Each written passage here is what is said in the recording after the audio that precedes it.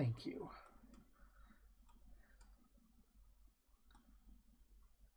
Yes, and you've already used it to get into 24. Oh, that's his room? And 25. Yeah. I'll just mark them so we know. Down.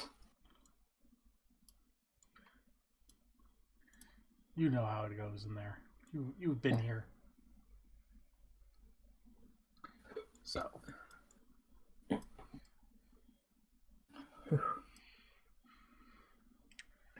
What do you wish to do?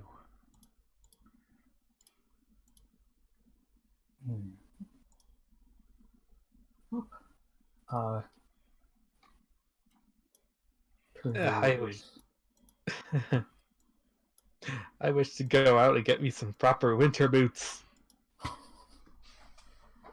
These sneakers breathe and it's making things worse. Why are you wearing sneakers indoors? It's cold. Okay, now I'm looking up what the temperature is in. Okay, it is kind of chilly there. It's like 44. That's fine. It's gonna drop to 26 by tomorrow morning. It's back up to 50. I mean, it's not complain about it weather, but it is definitely wear your socks weather. Yeah. Do you not have heat? I think it's less like if I have heat or not, and more like my room is my room ventilates into the garage. Ah, okay. So the garage is sapping all the heat.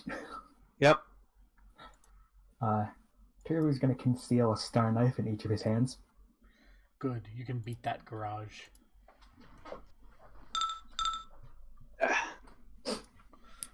Give me a second. I do have boots. I don't like wearing them though.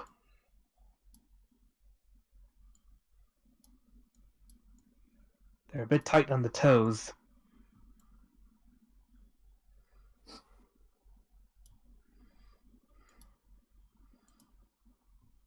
Okay, Booter. Okay, Booter. I wonder if this is getting captured or if it's getting filtered. The sun just set, so my sunset turned on for my computer, which, if you don't have that, it's wonderful for not having that grogginess, you know, when you're staring at your computer a long time and then you turn it off and you're like groggy but can't sleep. If you turn on the sunset mode, it stops that because it kind of cuts down the blue light when the sun goes down. Like what? Is it based on time? Yeah, you can configure it. I have it linked up to sunset so that when the sun sets, it comes on, and it just came on, and I can tell because the white on my screen is now pink.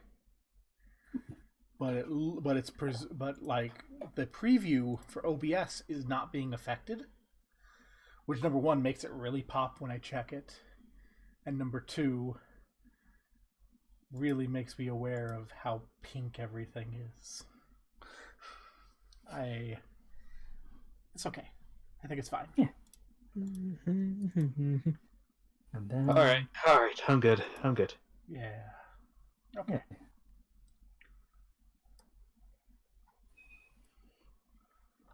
Who's gonna take a peek into this door over here? All right.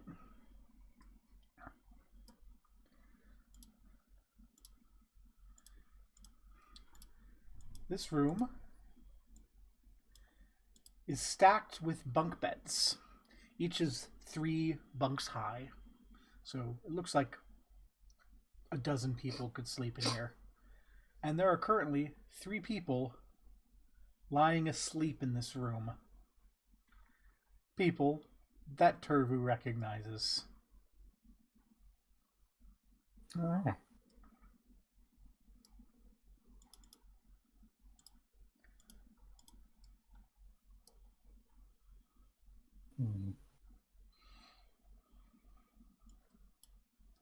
Think we should just let him sleep here?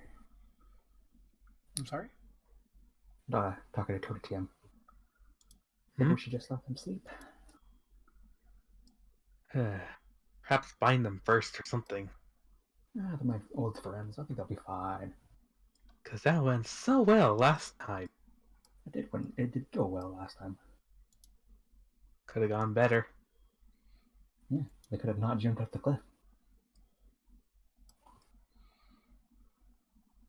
Can also go a lot worse.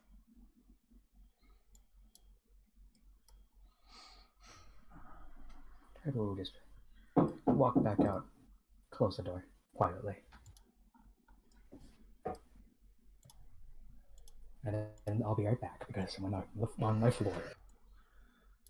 Did you say someone knocked at your floor? Ah, honestly. I hope no one does that after I move to the coast, because that's gonna piss me off if someone's knocking on my floor. Wait, so like, are you living on an apartment and then someone's knocking from up the floor below? There's 4 places that I'm working with. The one I really hope I can get is a nice 4-bedroom row house that's across from the Capitol building. So it looks super fancy, and my ex-wife will be super pissed off that I'm living there instead of in a slum like she thinks I should be.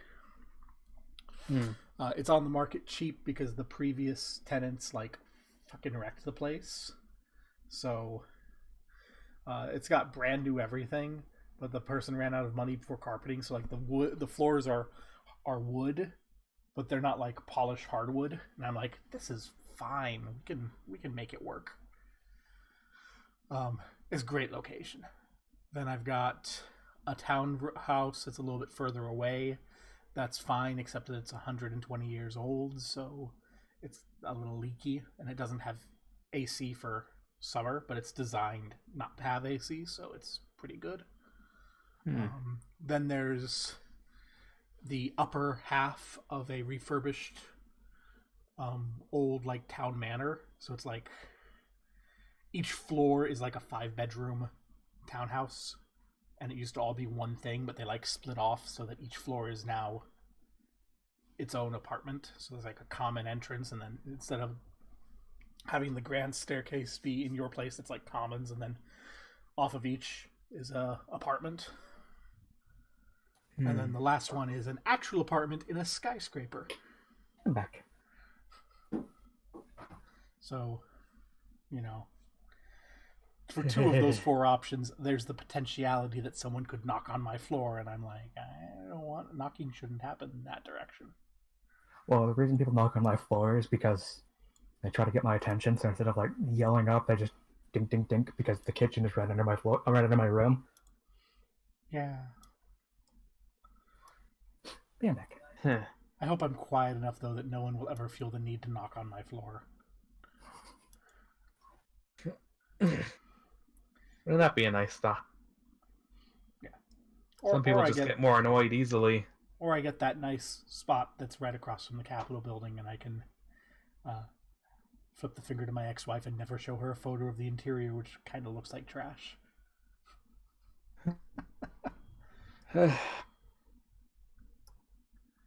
Yes, there's a hallway here.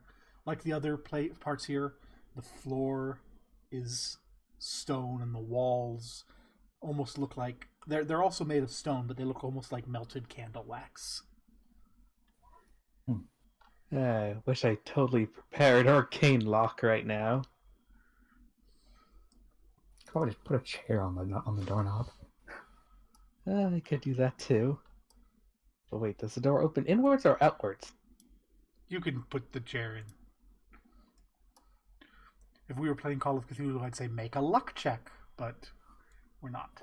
So, all right, it's gonna go in your favor. Okay then.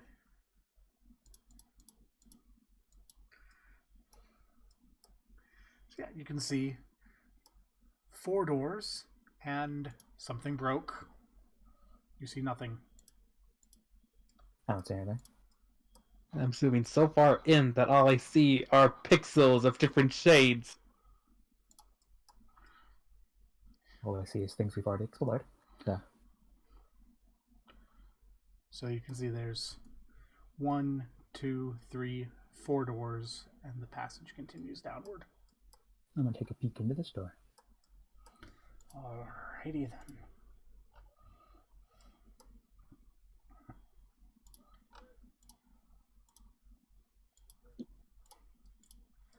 This room contains a table and several chairs, and a cabinet put up against one wall, which contains wooden eating utensils and plates and the like. I'm gonna look around for traps.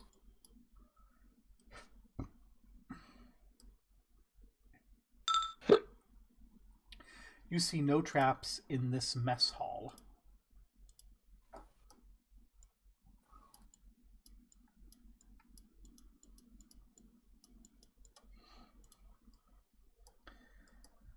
So this is the mess hall. So that means the big room right over here is probably a meeting room. This is the room for eating. Yes.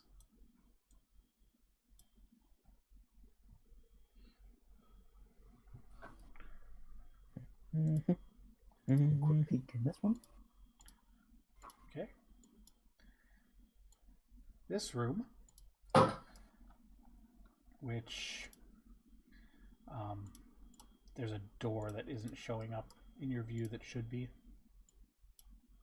There we go. This room here, it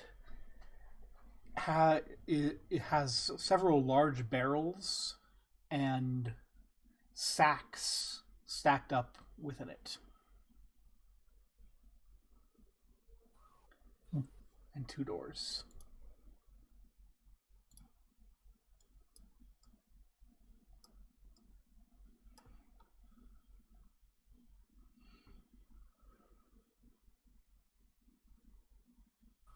Let me take a peek into this door. Would you make a... Sure. Would you make a stealth roll for me? Yep.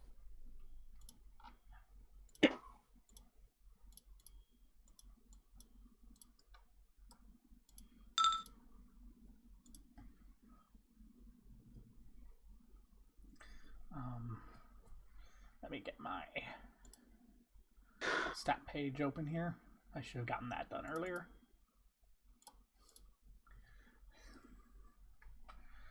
So, as you take a peek into this room, you can see 4 people you don't recognize playing cards. And they're just groaning and moaning at one another. Don't know what's worse. The bosses or those arrogant alley bashers? Well, the alley bashers are pretty good at what they do. You can't deny that. Cowards hiding behind bows.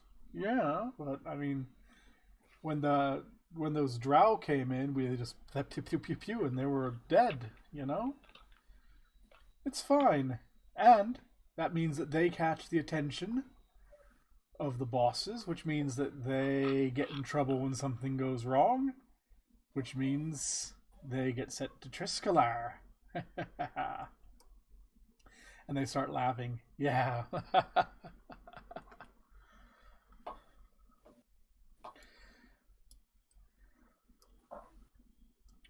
What do? I'm gonna do the I'm gonna turn to TM and make like a little motion for getting ready. I already had my magic wand out the moment you opened that door. And I will throw a star knife at Hillfolk 3. Alrighty then. Oh, magic missile 34.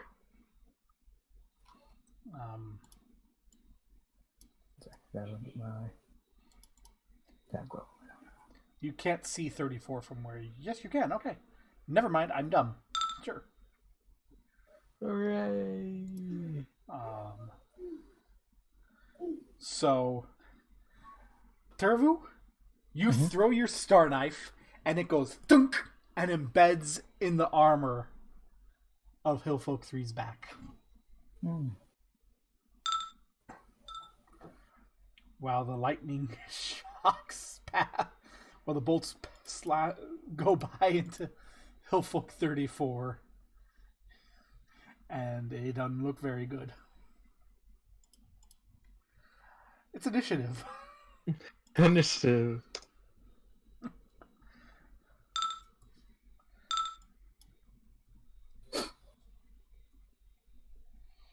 Well, let's see what's going on with all of you. Okay. 19, 18, 15. Okay. Donatium. Yeah, magic missile. 34 again.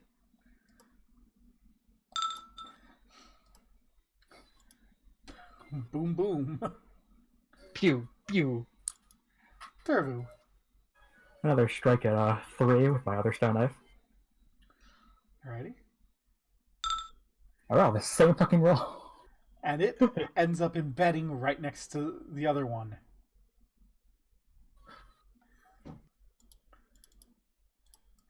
As the 71 goes, holy shit, we're under attack! And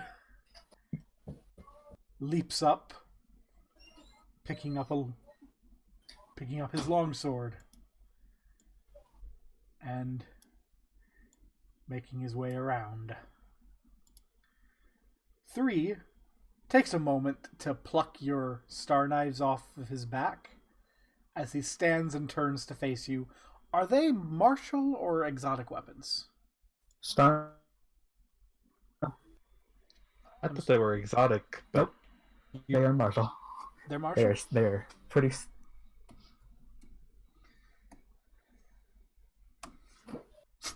He does not hit you with your own star knife. I'm gonna catch it and throw it back.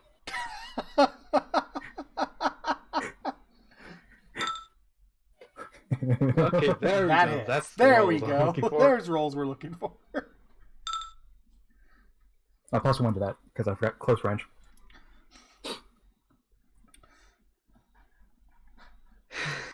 He just goes, ow! I love my ability to throw back any thrown weapons I have immediately.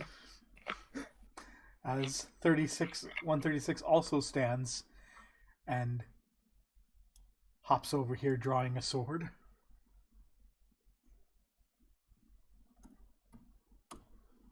Missing. Donatium.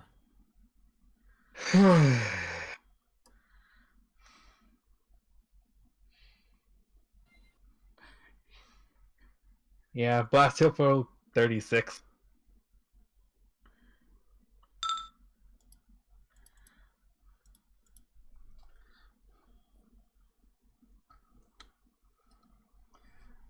Pew pew pew. Turfu. I will Arcane Strike 136.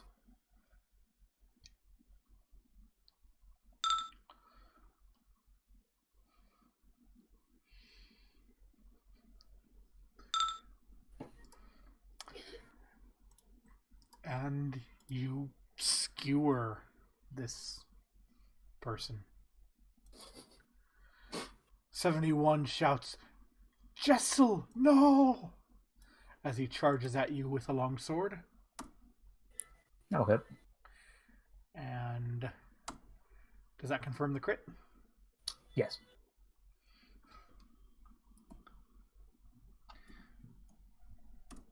And enraged, brings the sword through your defenses for 9 points of damage. Yowie. Hillfolk 3 goes, ow! As he pulls your star knife out of your chest and goes, this hurt! And throws it back at you. I don't think you need to do an attack roll. I'm just gonna catch it. Unless it's a crit fail. It's not a crit fail. Okay, I'm gonna catch it and throw it back.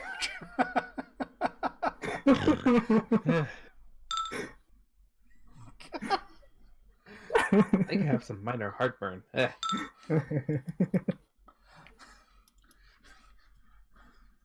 This time it looks like Kristoff is trying to catch it on the return, but is just not prepared. And it goes right up his arm. And he grabs his arm going, ow!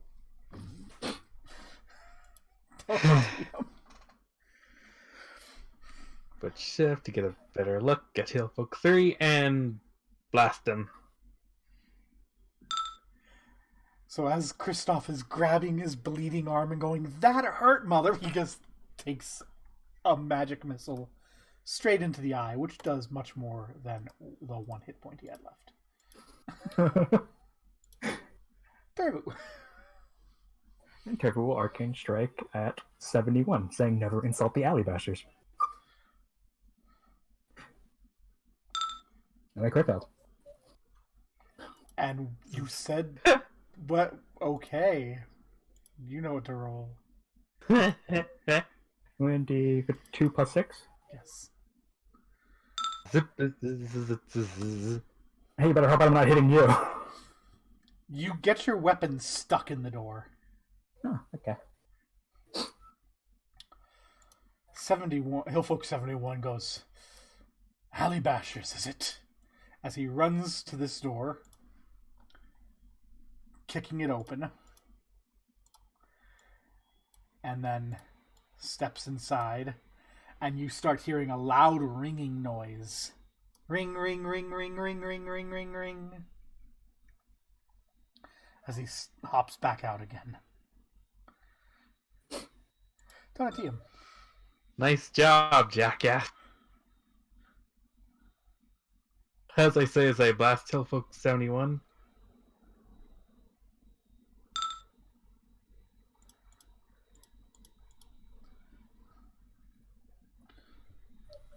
He is not looking great.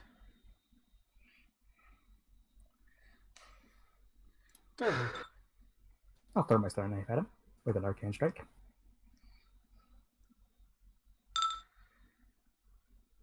And it catches itself upon the chain mail that he wears.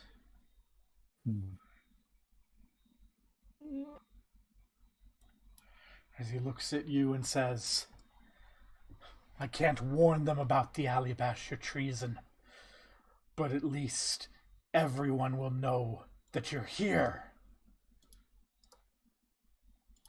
As he runs towards you with his long sword drawn, pointed straight at you. This is actually charge. Cool. Amazing. Yeah, he says, "They all know you here." Lifts his sword up, level to the eye, shouts, runs straight at you. You easily step to the side. He's like, "Thump, thump, thump." Donatium. Pivot shift and, well, you know what I'm going to do next. Pew pew! The loud, ringing alarm continues to echo in your ears. I'm gonna Ring, quickly ring. grab my star knives from these dead bodies. No, I don't have anything that can stop this, can I? After a few minutes, it quiets down on its own.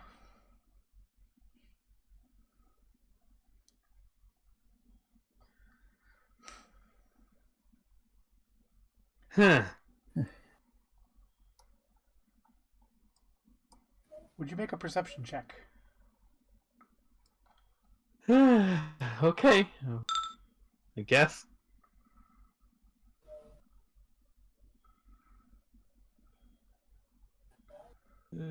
Don't have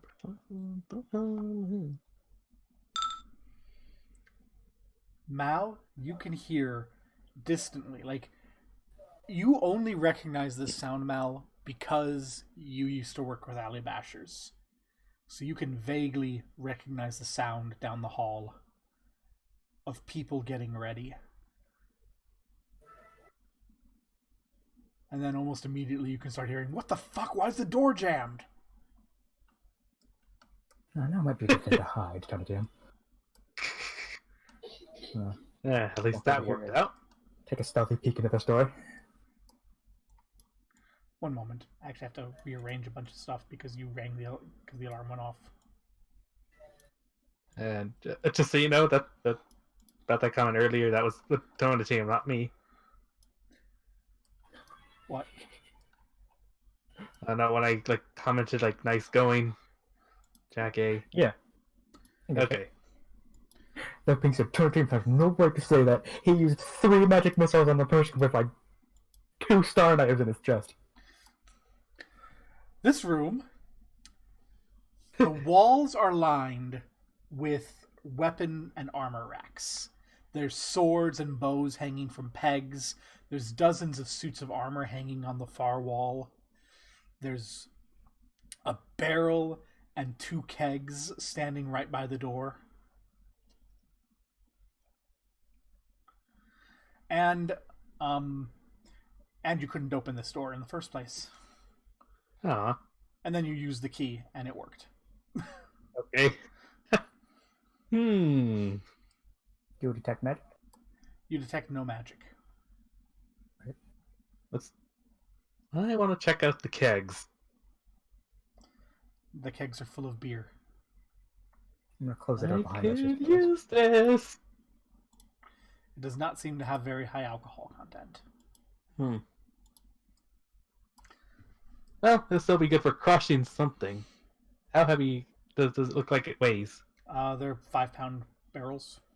Oh, 5 Yeah. pounds? They're just 5-pound kegs.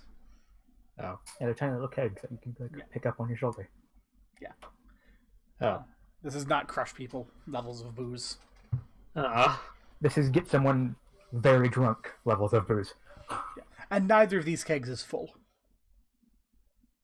That's a shame. They've both been tapped. They've both been allowed to go flat. They're both about half empty.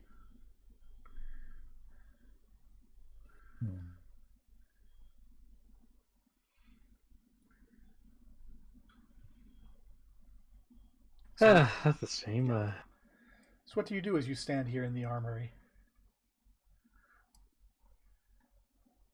Let's see. What do I... Do I have something for... Oh yeah, I do. I already have my +1 club, so I don't need anything from here. So I gotta be- Donatium just opens the door that you've just so carefully closed and waltzes out. I don't even know if I had a plan. What? I wanted. There was bows, right? There are bows. Turbo will cut all their strings. Okay, Turvu cuts all their strings. No more shooties.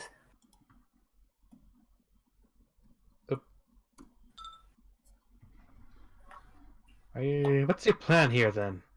That. Just simply cutting them? And every weapon they can't use against us is a bonus. You know, this might not be a bad idea to, like, try to get them one by one.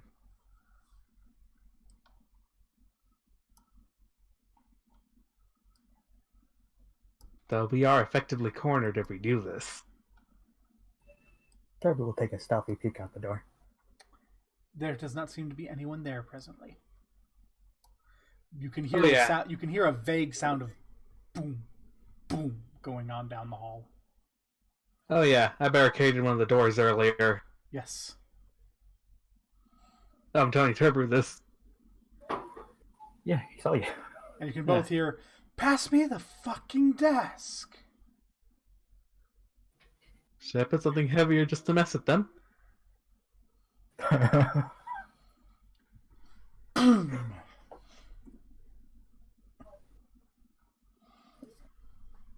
If only I prepared that bell. Boom. So what's the plan, Turbo? You're just gonna let them bust out like this?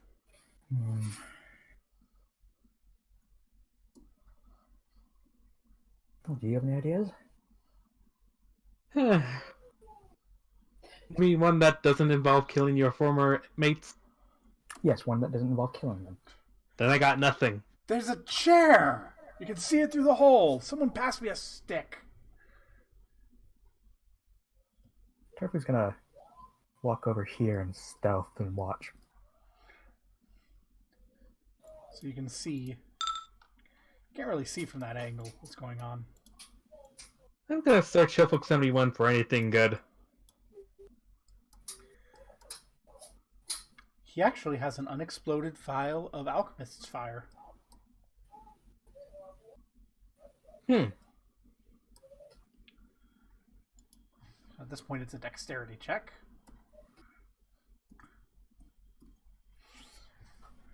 But yeah, Turvo, you can't actually see what's going on at the door from where you are. I will walk over here. No, can't even do that. Well, there's a clear way to get a path except for right here, which is very obvious. You can see that there's like a stick coming out of the door that's trying to hook onto the chair and move it.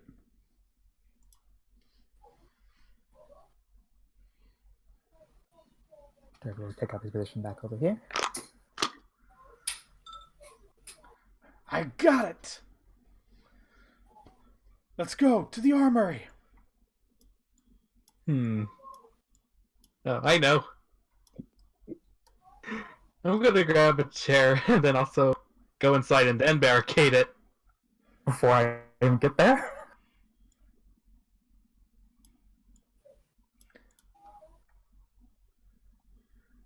So you rolled that. They could theoretically succeed at this. Yes, they could.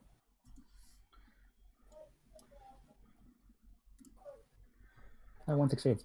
Yeah, so as they're running, you can see Seamus and Abernath hurry up to the door as Idle stops and turns and goes, Turvu? What's up? And the others stop and they look for a moment. And Abernath goes, why is Mathis dead? Ah, you know, they insulted the alley bashers. And Seamus walks in there and goes, Jessel's dead too. And they're all looking at you. And you can hear Abernath go, Turvu, you're fucking up a really good deal, man. I think I'll remove the barricades at this point. As he draws a dagger and flings it at you. I'll catch it, but I won't throw it back. This is initiative, if you hadn't Yeah. figured it out.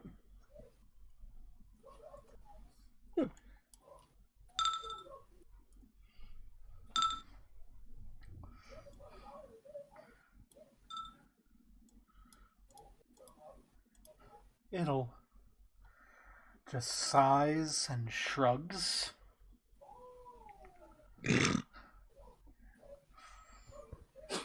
And steps forward, drawing out a little dagger and stabbing. That'll hit.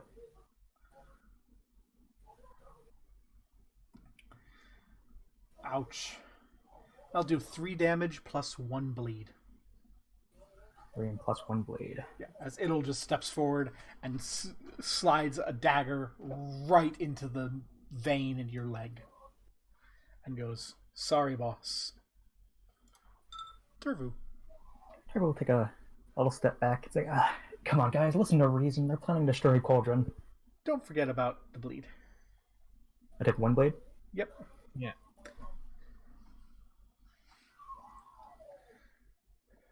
Samus is like,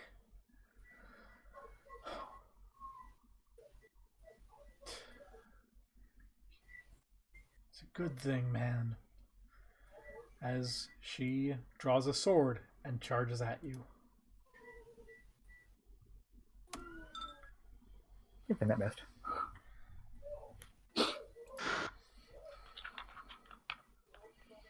Abernath takes another one of his daggers and throws it at you. Catch. Donatium. I hear fighting. This guy's back is towards you. How far does this go again? I gotta check real fast.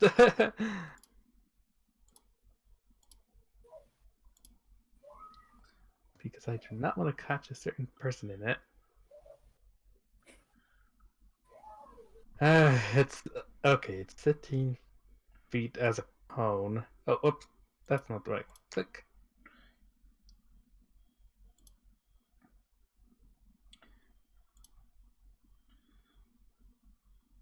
Oh, can't. I don't have line of sight here.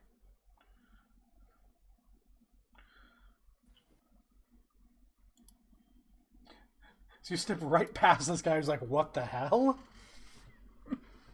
Let's see.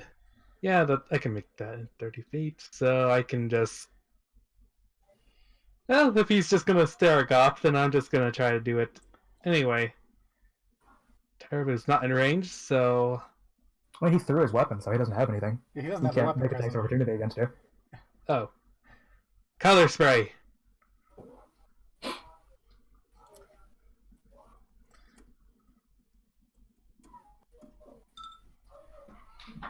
DC. One fails. So Let's see, Samus what's is their gonna hit fall. dice? Their hit dice are 2. They're unconscious, blinded, and stunned for 2d4 rounds, and then blinded and then stunned for 1d4, and then stunned for 1 round. But Idle is not. So the color spray goes through, and essentially you start casting the spell, and Samus is like, what? And gets caught and falls to the ground. For As That's- Idle whirls around and goes, Boss.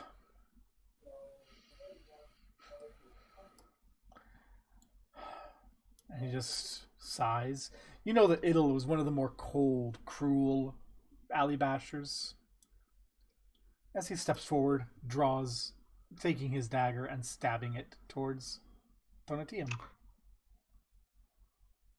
That's an 11. I casually sidestep. Turvu, don't forget the bleed. I have to take 1 bleed. It's a nasty wound. Derby's gonna step in within range. So I have to do this, and then stab at him with my star knife. Okay. You've got flanking.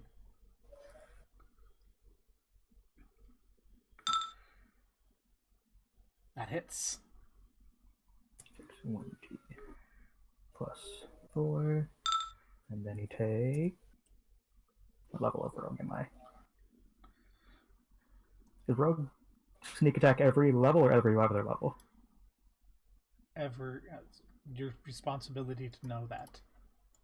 I think it's every other level. It is every other level. You take 7 sneak attack damage.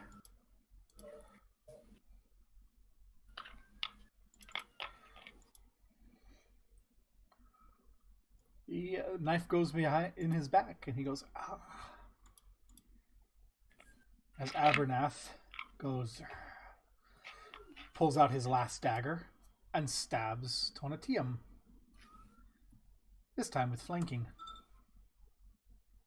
Does 24 confirm? Yeah. Yeah, look at the bright side. Sneak attack damage doesn't get multiplied. I think that's the word. No. For a total of 10 damage, including sneak attack. And Yeah, critical. it's fine. Yeah.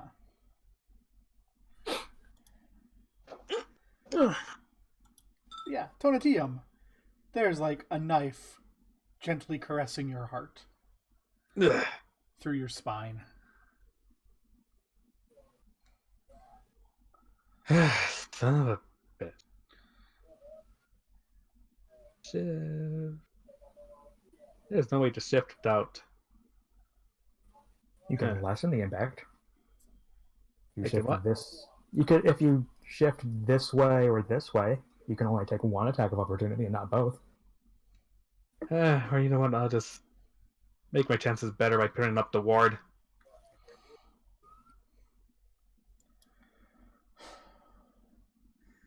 It'll turns to look at Turvu and says, "You're soft. That's why we weren't able to get any good deals when you were in charge."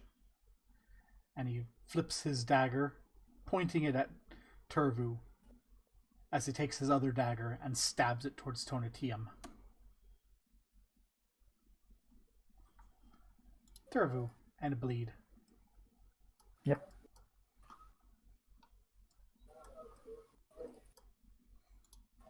Turbo Arcane Strike at him.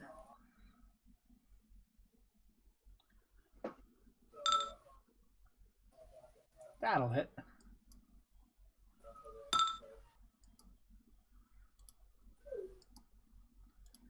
And he just falls. Oh yeah. What's Samus's next condition? Stunned, right? Yeah, blinded and stunned. For 1d4 rounds. 3 rounds, okay. Abernath goes, damn it. We had a good thing going here.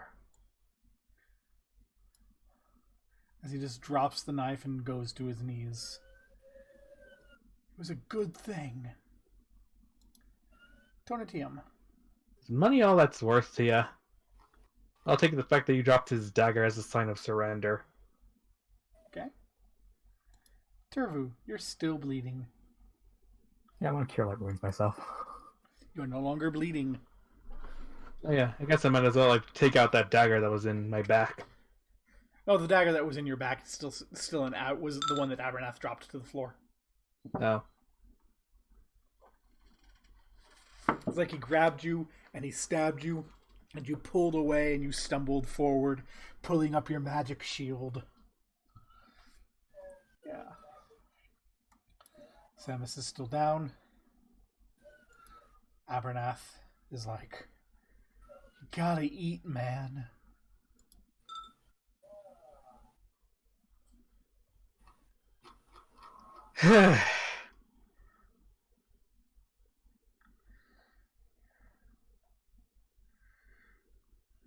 Well, Trevor, should we tell him about the thing back at our place?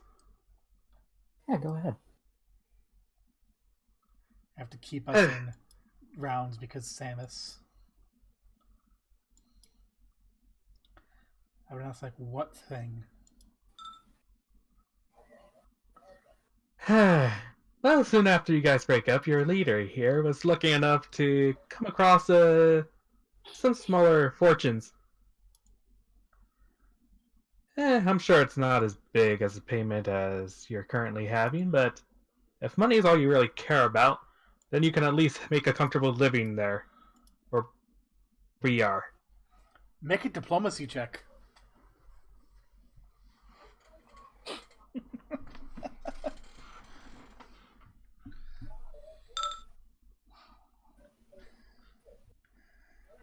Turvu. Tonatiuh's like, if money's all you care about, I'm sure we can pay you something. I think Tonatiuh makes it clear he does not like the lack of loyalty of your past teammates.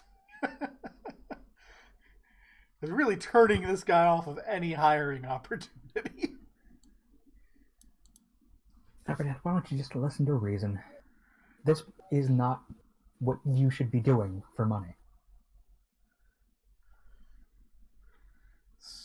Samus is no longer stunned, merely blind. And she immediately goes, No, they're no longer blinded and then they're stunned. oh, so she's like, and Abernath is just like, this isn't what I'm supposed to be doing? No shit, this isn't what I'm supposed to be doing. We're supposed to be breaking into people's houses and taking shit. And then the last laugh gets in on it and you're all, we're not killers, we're not murderers. And then we have to go to the winds. We found this opportunity. And then we go to reach out to you and you're not there anymore? You've abandoned the base?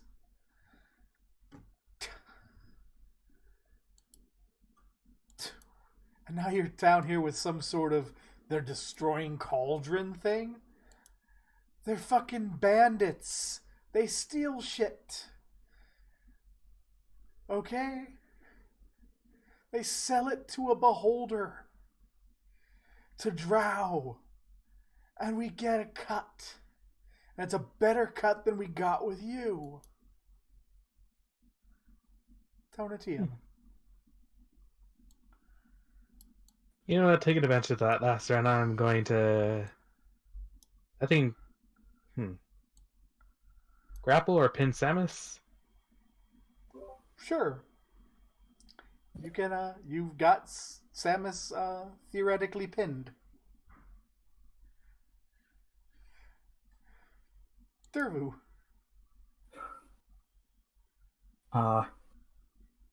If Tonatian would be so willing, Turbo will reach into the bag that he has and pull out one of the water control rods. Yeah, and this is the sort of things they're stealing. We could tell you more if you would just...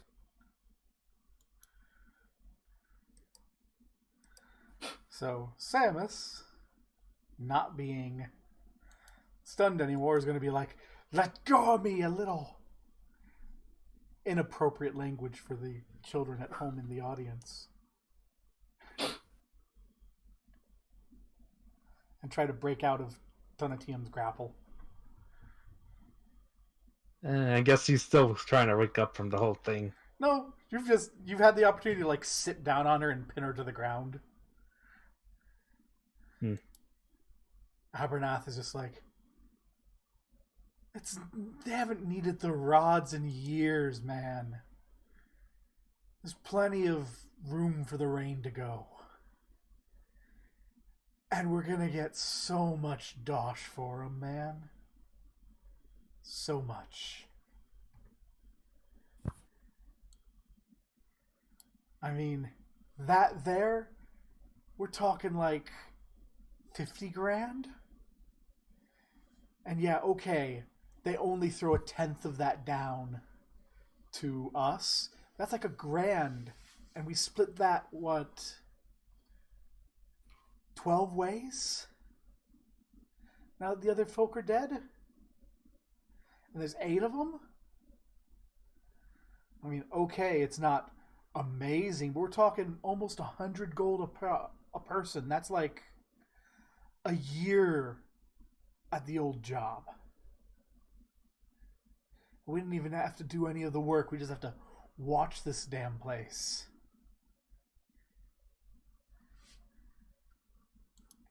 Tonatium. Can I please just blast him now? As I turn to Turvu. Turvu. Turbo's gonna pinch his nose and look at Abernath and then to Samus. How about you both just leave and I don't have to do anything to you? I'm dealing with this organization, whether you like it or not, and if you plan on getting in my way, I will cut you down. Make your intimidate check. Yep, all right.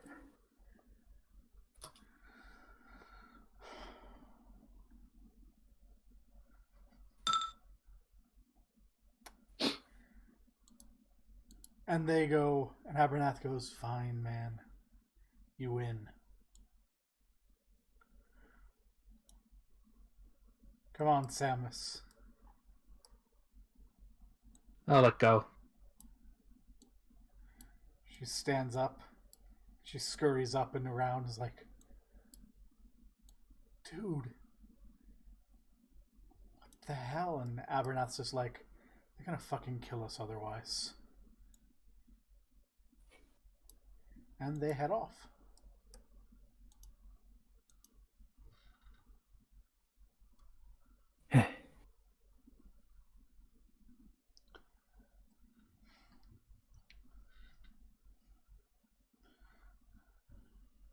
I don't have my dice, so I can't roll this off screen like I did the other day. Okay. And they don't die. Yay! Yay! The flash away for a moment shows them head up to those same ropes and start climbing. And as they go, Samus, still woozy, falls, and Abernath reaches down, grabbing her arm and says, Come on, you idiot. And hauls her back up, and they manage to shimmy up the rope and limp out of the tunnel.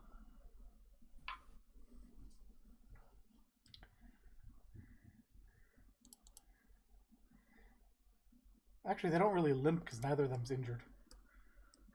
Yeah, the only one who got hurt was this one. It was Idle. Yeah. Yeah. Da da da da da da da da. Turbo, mind getting my back here? I say as I point towards the stab wound. Yeah, I'll do a cure light wounds.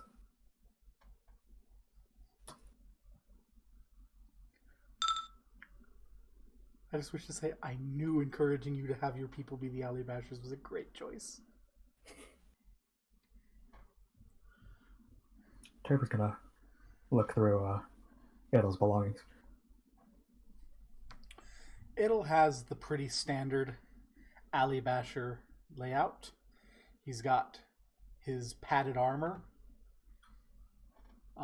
Still has all three of his daggers, a short sword, a masterwork thieves tool, and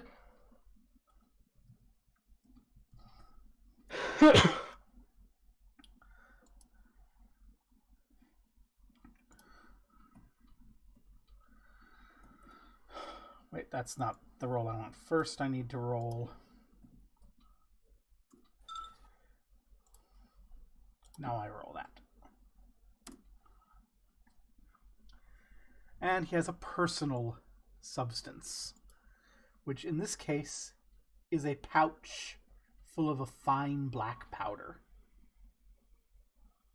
Well, Turbo will pocket that masterwork thieves tool. That'll help a lot. Yep. All of the alley bashers you didn't search had them.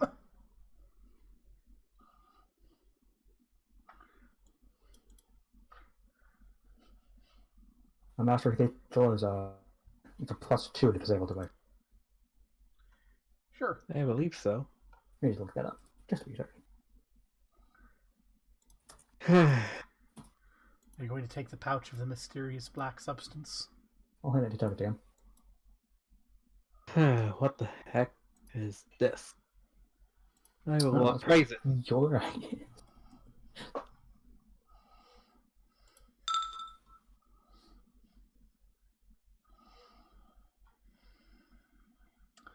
So I have to decide what that is.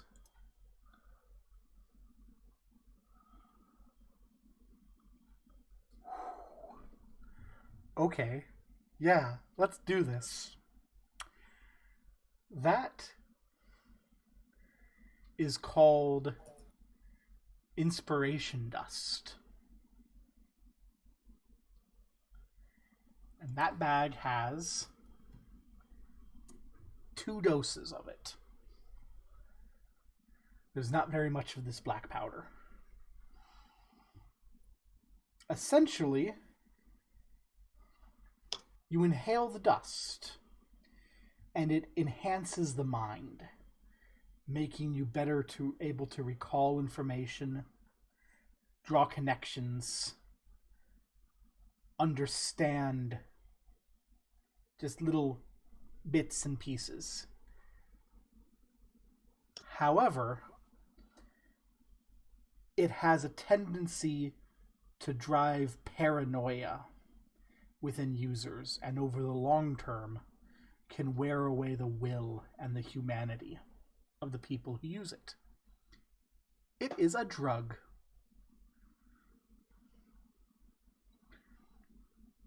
Each dose is worth 75 gold on the black market.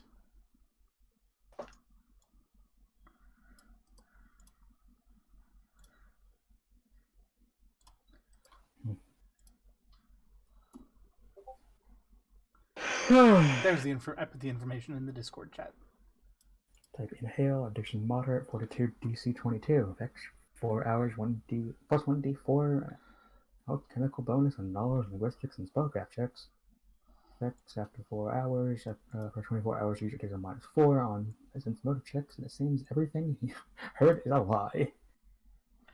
Here's the DC 20 cents motor to determine if someone is telling the truth. Damage 1d4 whiz. Yeah. Huh. So you're like, they're destroying Cauldron, and the guy on this drug's like, bullshit.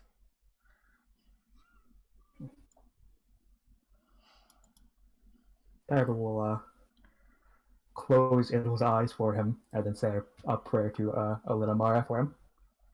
Right? I think I'll put the dust in the magic fanny pack for now. And I'll put the rod back in the magic fanny pack.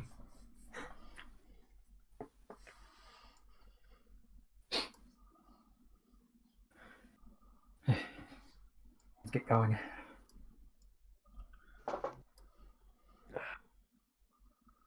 We still need to find all the rest of the rods. Yeah.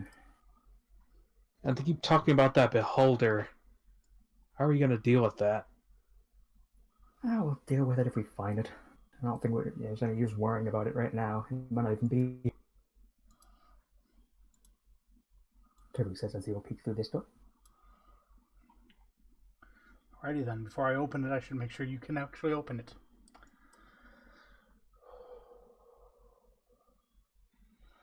That door is stuck. Stuck. Yeah. Like, it's not locked, but as you go to open it, it feels like it's jammed. Oh, that's a thing for you, Tony Dan. Have fun.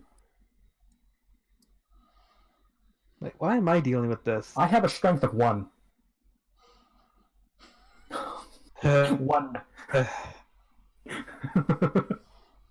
Well, first of all, let's determine what's being jammed here. I can do that. I'll do a perception check.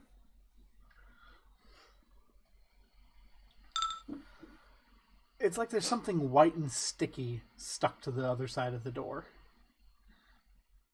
Kind of keeping it from being able to open outwards.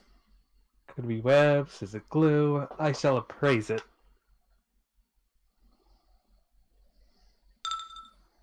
You don't know. No, those are back at the treasury. I can't use those.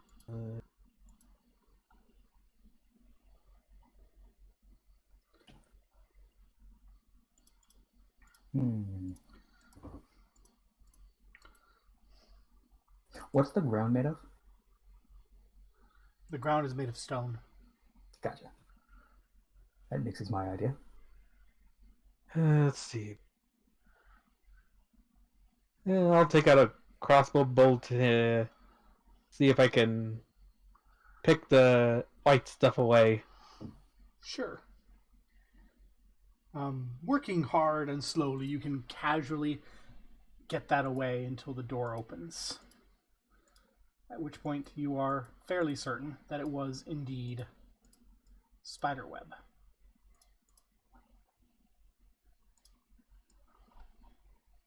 You wouldn't happen to have a spark on you, would you? No, I don't like spark. Why didn't I prep that? Let's see. And sadly, I do not have a flint and steel on me. You may make perception checks if you'd like.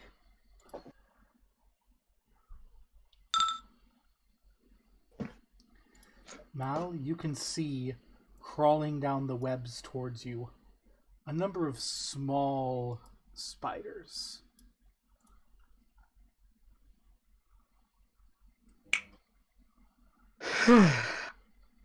Could I see it? Or is it just not me? You can see it too, yeah. I'm gonna close the door.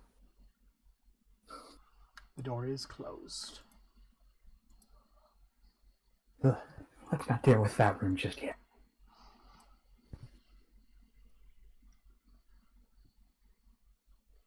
If you say so.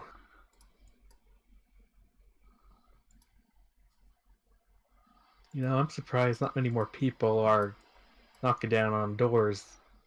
Probably setting up and waiting for us to approach. And as Terry will peek into this door. If he can. So in this door, when you pull on it, it opens, and the bits of spiderweb just kind of crumble off, as though they're old and weak. And you can see, like the other room, this room is full of spiderwebs. And you can see that down the tunnel, spiderwebs continue.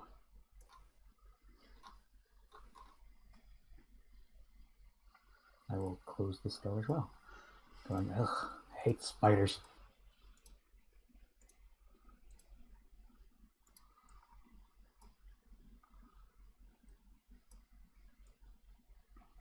Wish there was fire instead of just smoke in your eyes, so we could probably burn them down easily. Minimal effort. What do you think I would be able to do? Shoot laser beams? Perhaps. You're crazy. Perhaps I could get a weapon, a wand, perhaps, and make you breathe fire. How would you like that? Take a sneaky peek. The hallway turns into a dead end, and there's a door.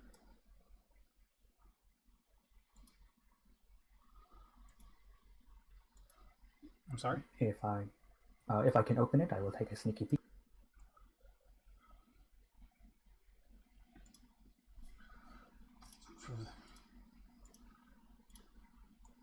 The room beyond is entirely empty. Perception check and check for traps. So as you're looking, you don't see any traps, but you do notice behind you a small crack. Hmm.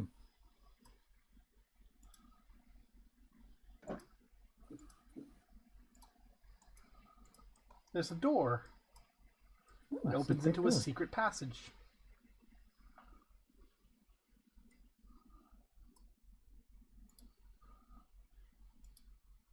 Well, if they hid the door, it must be something important.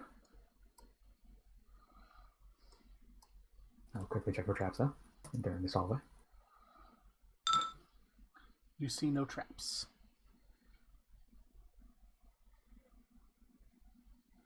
Although you do think that if someone had not left that door ajar, it would have been much harder to find. Okay. Like, so the door wasn't properly closed and it was still almost impossible to see. I'll actually stop a bit.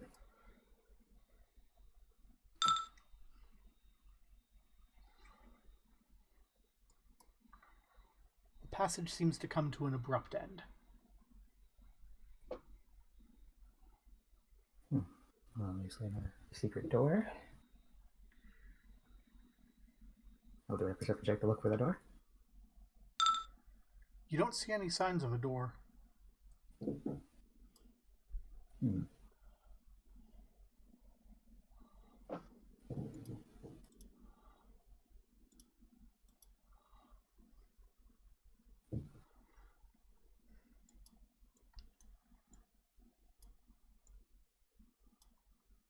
I'm gonna gently push on this wall right here. It does give, because there was, in fact, a door where you expected there to be a door. And Oh god, no. beyond, you see a massive room full of large work tables covered in bits and pieces of scrap metal. And throughout the room there echo strange skittering noises. Skittering noises that seem to come from the creature that you can see in the distance. Sitting and chittering and tapping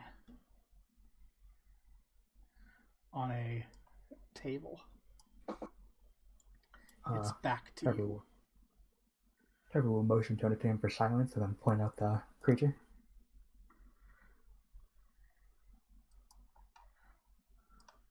Yeah, there it is. Tonatium can see it.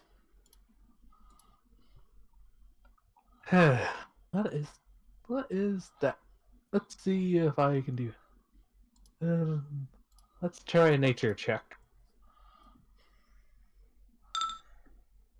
That is certainly not a natural creature. I would suggest knowledge claims if you have it. I'm gonna try dungeoneering first. That does not fit with any sort of aberration you've heard of. Okay, fine. I'll try planers then.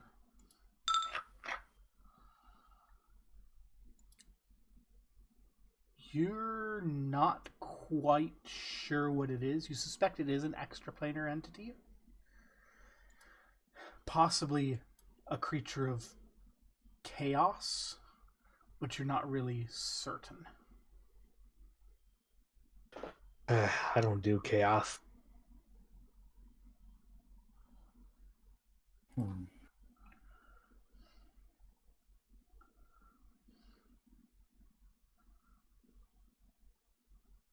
from what I can see, it looks to be the only one.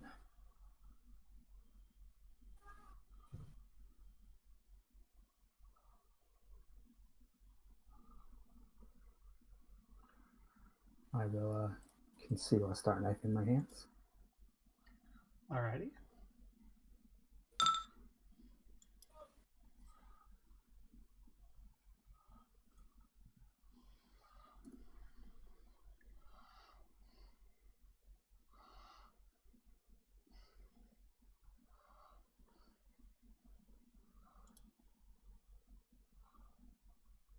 I'll need to get closer.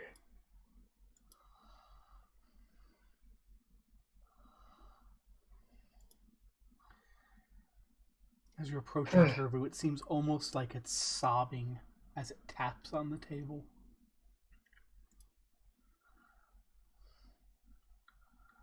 I'll take my steps with my wand ready.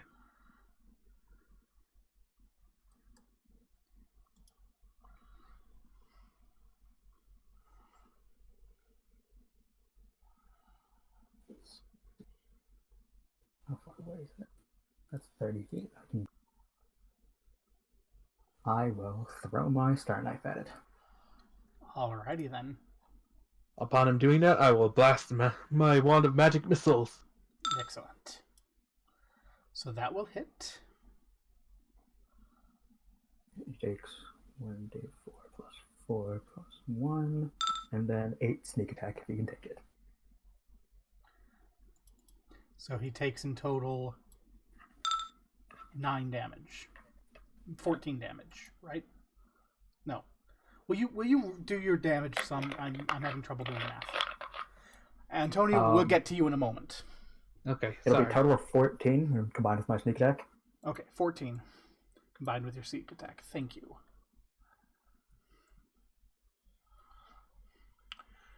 Antonio, will you please make a caster level check? It's just to overcome spell resistance. Yes. Oh wait, that doesn't work unless I'm using After 8. Okay, so... Looks...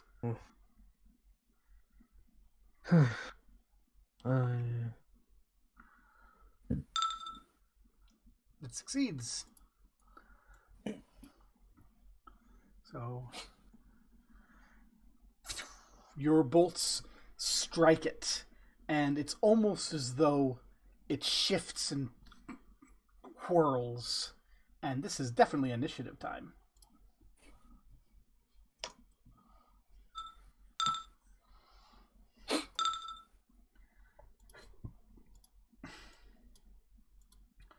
As it whips itself around. And it doesn't like turn, it's more like its mouth turns inwards and its face it's hard to describe. It's like it shimmers, and instead of turning around, it turns inwards and its face comes out of its back as it just shrieks. Which only Turvu is in range of. Turvu needs to make a fortitude save. Fortitude.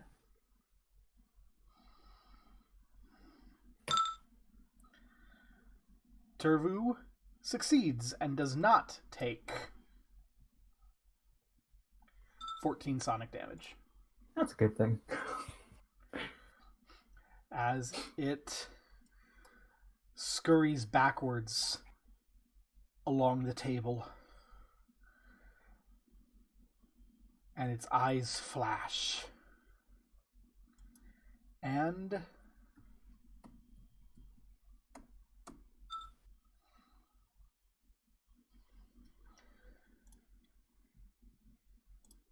another one appears.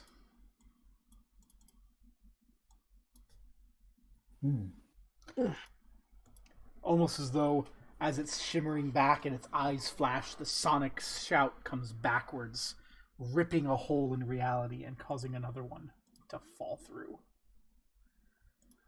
Turvu.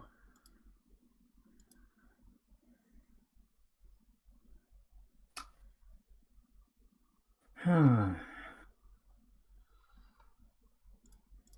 gonna hop over here.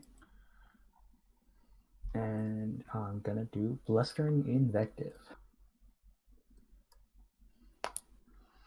Is that subject to spell resistance? It will negate the fire damage, but it cannot negate the demoralize. Okay. So I'll need you to make a caster level check. In addition to your demoralization. Alright. Caster level would just be the level I'm casting it at? It would be 1d20 plus your level plus your casting modifier. Okay.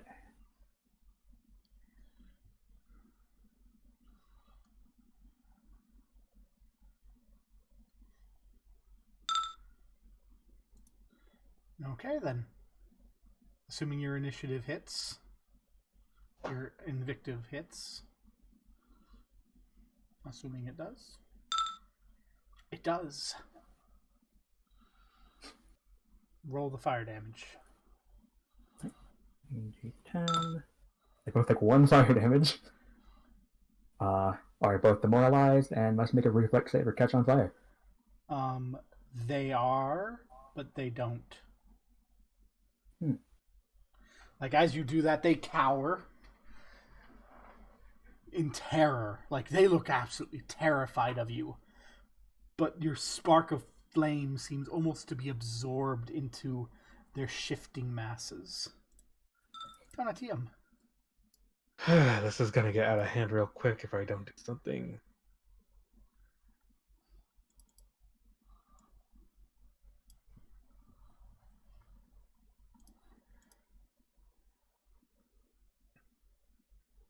From here, I'll cast Black Tentacles. This is not subject to resistance. Yay! Black tentacles. That's in the other map. Let me pull it over here. I love that I basically just use Blustering Invective to demoralize the both of them at once. Rather than actually dealing damage. Huh. I do it like that so it's all dramatic. I don't know why, but I'm having a feeling of deja vu again. You're feeling a deja vu about these things? Not this, but like, whoops. Because That's I like, know what these things are, but Terry does not know what these things are. So I think it's like this map's layout, like this room's layout. I do feel not like like I've them. been here before. it's reflex saves, right? No, it's a combat maneuver roll for me, and then which is 25. That hits him. Mal's disconnected from the server. Oh dear, I think Mel got cut off.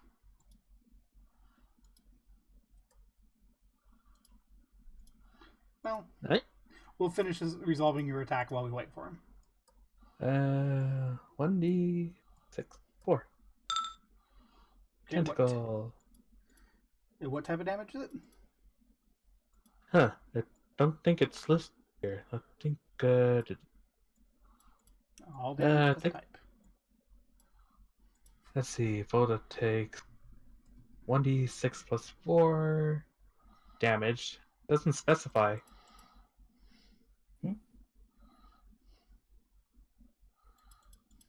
So I'm guessing like bludgeoning or something.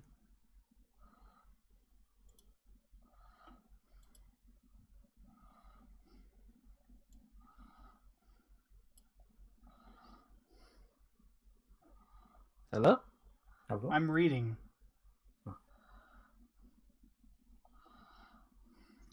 I hate it when they don't tell me what type of damage it is.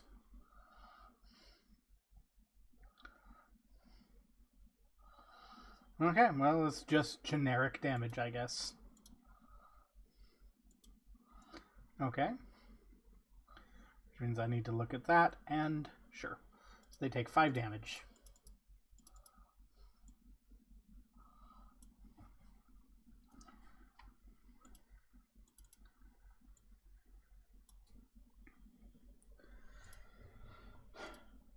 That'll last for 6. I'm sorry?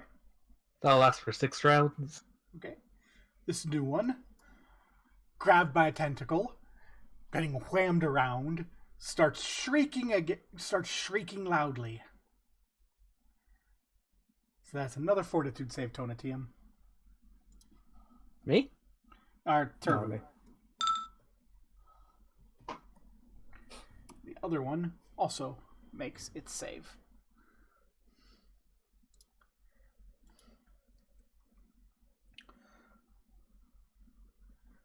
This one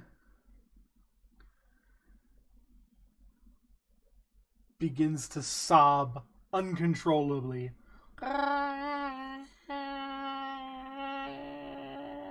In an extremely pitiful manner. Turvu. Sure, we'll take a 5-foot shift back. And fireball. Grab the 66 and shot. So you're going to throw the 66 fireball.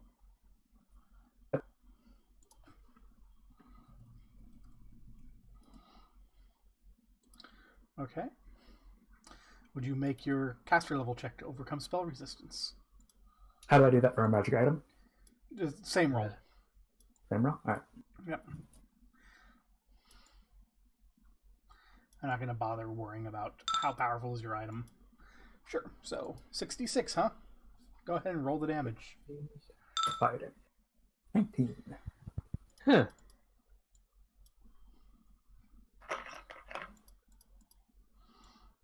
Aye. The fireball erupts, and they both are aflame and shrieking and sobbing. Tonatium. I guess I'll continue having them grappled. Do I need to roll another combat? No, they're already grappled. They're not resisting. They're sitting there sobbing. Oh, guess that's 9 damage for each of them. Okay.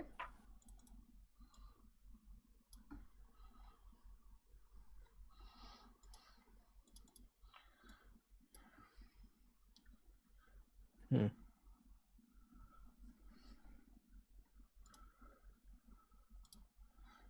208. No, I don't have to concentrate for this. 208 is standing. Oh, I'm sorry. So yeah, you don't have to concentrate. You get to do something. I guess I'll magic missile mud salad. Uno, I guess 0. I guess. Okay. It's actually gone limp. Just so you know, this one has gone limp. And unmoving. Oh. This one's still sobbing horribly, but this one has gone limp and unmoving. I guess I'll roll my spell resistance. Against which one? 208. Okay. So yeah, that is gonna do it.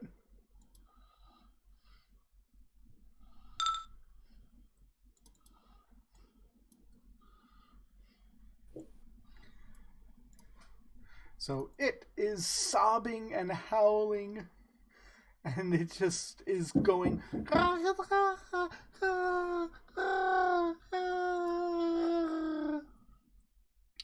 as it tries to will its way to squirm its way free. That beats my combat maneuver defense against that. And it comes over to Turvu, collapsing on its knees and like grabbing at Turvu's legs going.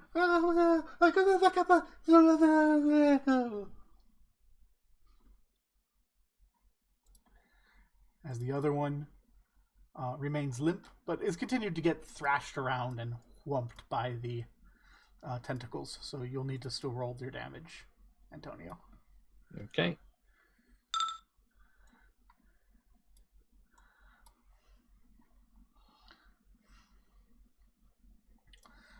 Turvu.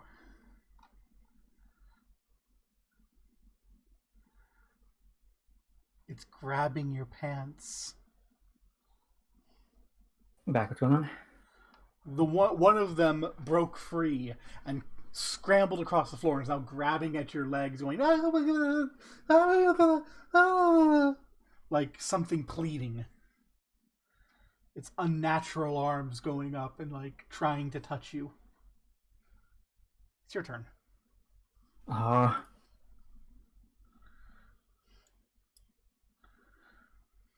Trevor's gonna arcane strike it. I'll need you to make a will save first. A will save? Alright. This thing is so pathetic.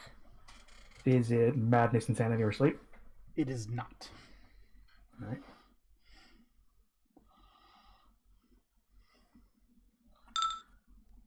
Yeah, you can still hit it though. It's pathetic, but it's also ugly. I will need you to roll that again.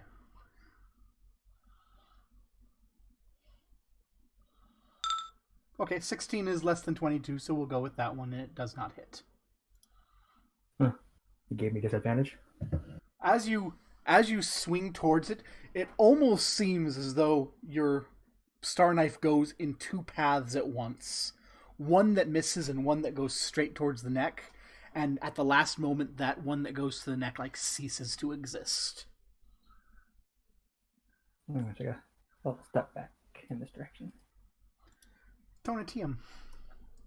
Hey, kid. They wouldn't be happening to be speaking in Abyssal now, would they? They are not. They are not. They are not. Okay.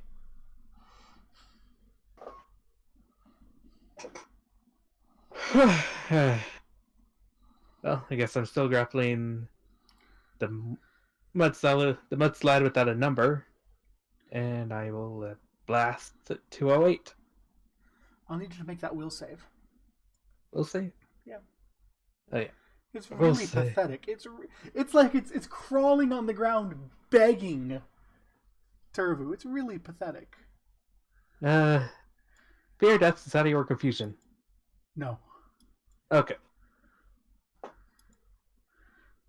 No, it would be +8. You just can't bring yourself to do it. It's ugly, but it's begging for its life. It's so pathetic. Why did I not succeed that check? Just roll the 2.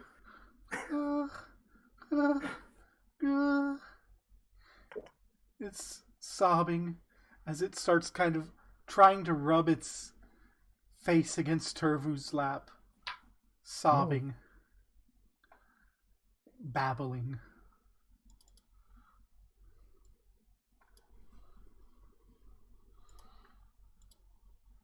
This one still takes damage.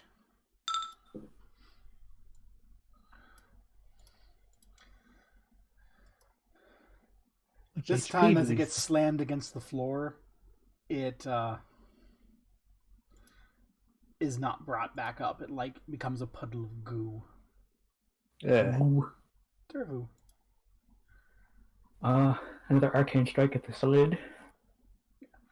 You do not need to make your will save because like this isn't. I do need you to reroll that. Aw, sad face. That was a crit tattoo.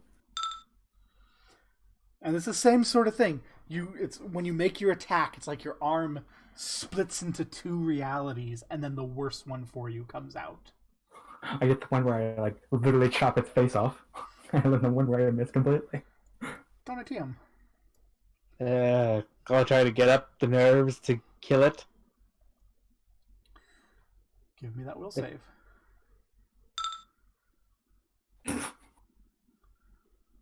Oh, now why am I now being sympathetic to these things? And Turvu Turvu keeps trying to kill it, that heartless bastard.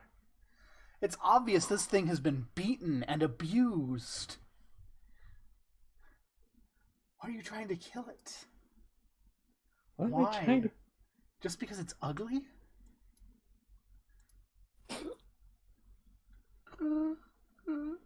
I don't even know what this thing is. Why am I going in there guns blazing? And Turvu, it coughs and twitches and falls to the ground unconscious. Little bits of ooze coming out of where you stabbed it. I want to use Death Watch.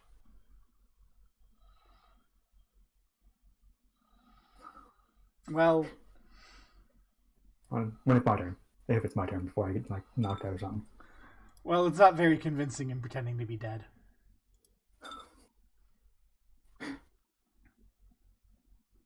That was its role to try to play dead. Yeah, it's being very dramatic and oh, I die. Oh, now I'm dead. Lol. Well, I can strike it. Right? A crit failed. And please roll that the second time, although you can't possibly roll worse. Yeah, you can only roll the same. Please give me your 1d52 plus 6. Twice. That's when we should do twice for this effect. Oh no. I take the worst. So let's see. I'll decide which one it wants you to have.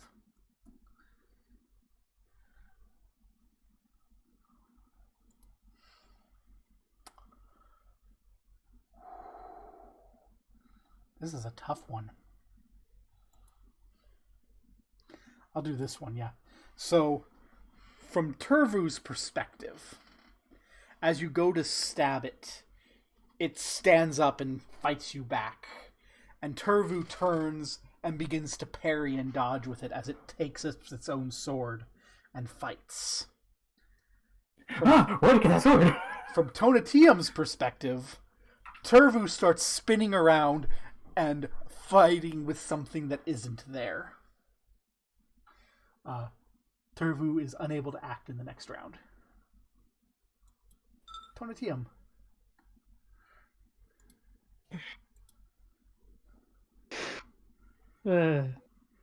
Wait, why is Perv... Is, like... Wait. No. Fuck it, just kill the thing and get it over with.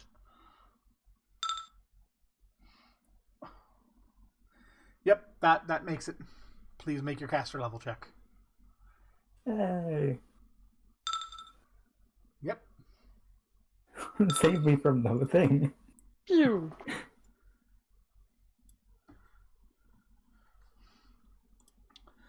You pew pew pew, and it goes rah, and jumps up, no longer cringing, and just leaps to bite Turvu in the back. I'm assuming I'm flat-footed to this. You are not, and it rolls a 1. Oh. Wait, there's a +9? I guess so.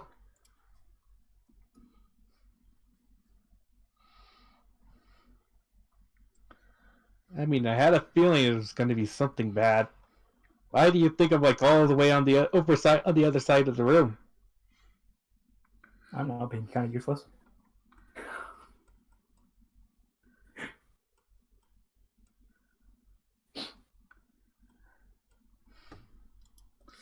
It ends up moving its maximum speed as it lunges, and you like duck to strike at its your hallucination, and ends up tumbling its speed in this direction. Before it stands up and hisses. Turvu, this is your hallucination round. Tonatium. Gotta go blast. That hits.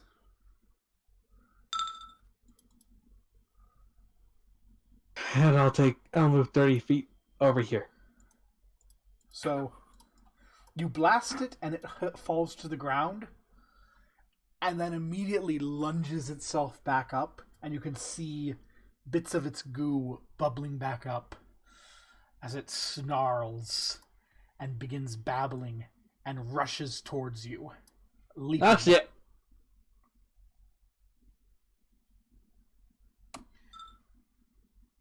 Oh shit! Clamping down its massive jaw along your shoulder for 11 damage. Ow! And I need Hey, you to make Kit! a fortitude save. Hey Kit, quick question. Is this a demon? It is not. Okay. I need you to make a fortitude save. It is a chaotic outsider. Okay, but not a demon. I only care about if it's a demon or not. I need a fortitude save from you. Yeah, let me just find it. Very sad that you just got bit by a slab. Alrighty then. Would you make note that you have Chaos Phage? The heck is that? You'll find out tomorrow. Slab, yeah. Thurvu. I'm gonna start running to help.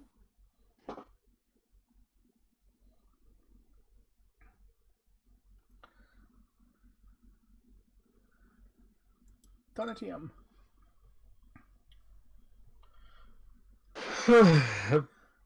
I don't know what to do in this situation.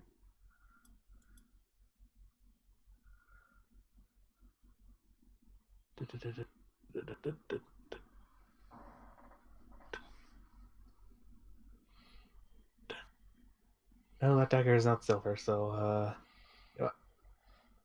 Fight for shift and blast. The magic missiles do nothing. Oh, come on. Am I out of charges or something? No, the magic missiles come out, but it's just like they seem to have no effect. As it whips around back towards Turvu and attempts to bite. Nope. Turvu. Arcane strike.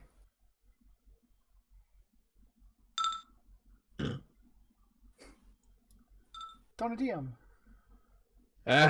Blast it, blast it, blast it. Nope. Why are you failing me, wand? Oh, this is taking a sudden turn for the worse. As it continues to try to just clamp down on Turvu. Ow. Well, alrighty then. For 12 damage and a fortitude save. Is this a disease? Yes. I'm immune. No, you aren't. I'm not immune to this? Immunity to disease offers no protection. Okay. No, it means you won't be feeling the effects, but you still caught it. No, that's not what that means. No. Would you please make note that you have Chaos Phage? Yeah.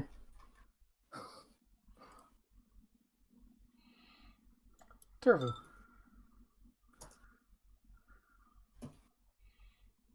Better not be the one that gives babies, Kip. I swear to God.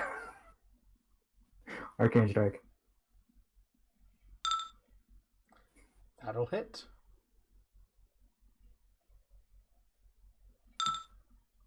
And since this one was the one summoned, when you strike it, it just vanishes from the world. Da da da da da da da da.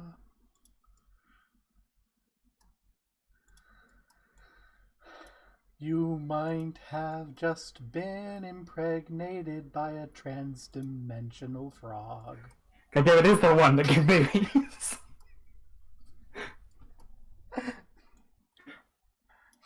Well, I can't speak. Don't all of them give babies. They just give different types of babies. I forget which one the green baby gives, or the green one gives.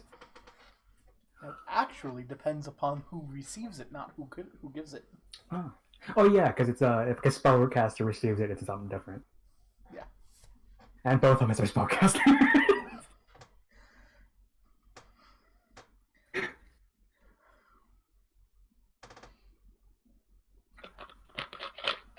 Yeah, Mal knows what this is. Turvu doesn't. Turvu just knows he got bit by a slobbery frog. Yeah.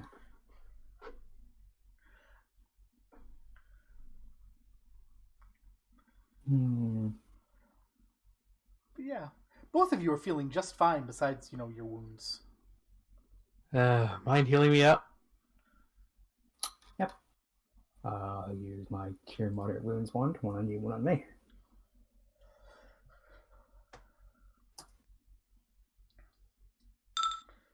You and me.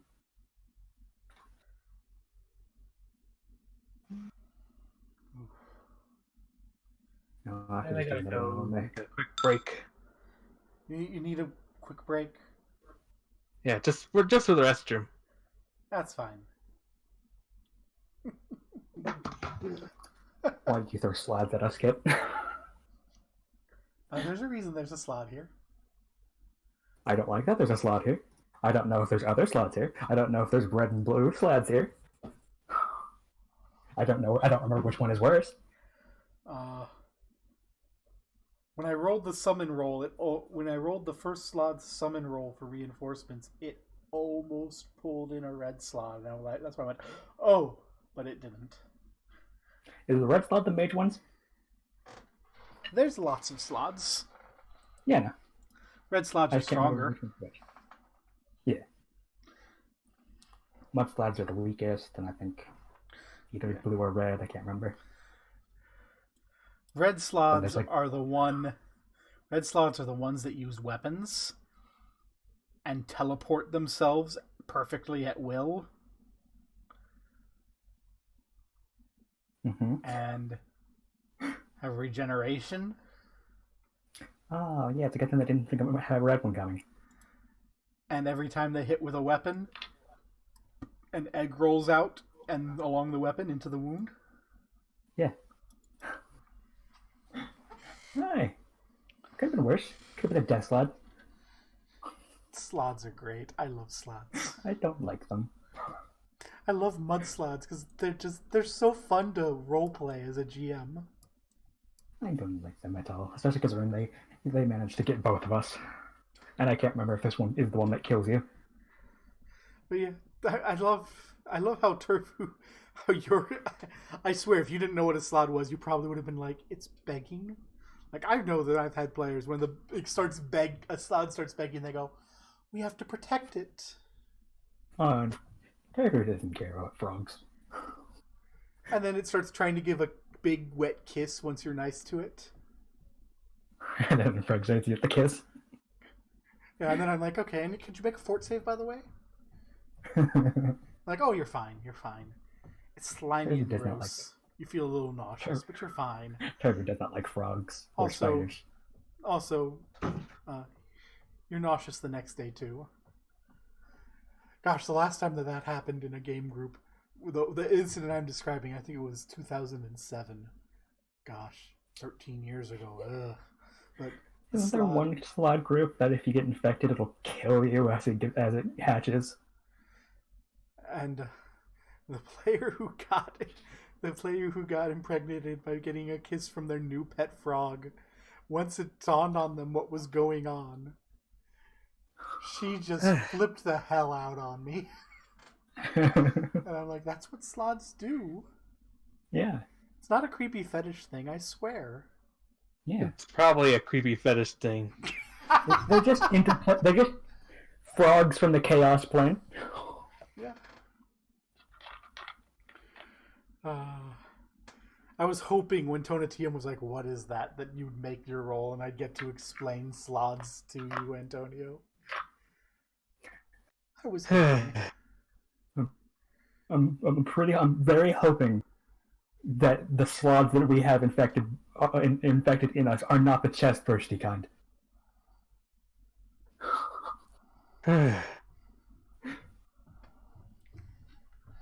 Yeah, so you're in this room. I hope I don't get to set off a nuclear bomb the shape of a lion. What? So yeah, What's that? You're in the- Nuclear bomb in the shape of a lion? What? Oh some no, really this good one games. roguelike game I played back when I got impregnated by an alien. So I was just going to set off a bomb to kill myself because for some reason the status effect of quench does not allow me to drink poison. So I was like, hey, might as well off myself while not letting this spread. Well, you're not aware. As far as you're aware, you just got bit by a big frog. Come now. How does We'll that see. even work though? We'll see the dead slag give Tonatium another check. Not from this distance, no. We literally just splattered one like right here. Nope. When it got stabbed, it just dissolved and faded away, like bubbles drifting into chaos. I would have to go here anyways to throw a star knife. But yeah, I'll let Tonatium take some time to study this and try to figure out what's going on in its goo. If we have that little +2 bonus thing, I think I might appreciate it. Yeah, I'll do a little dancey dance. Go ahead.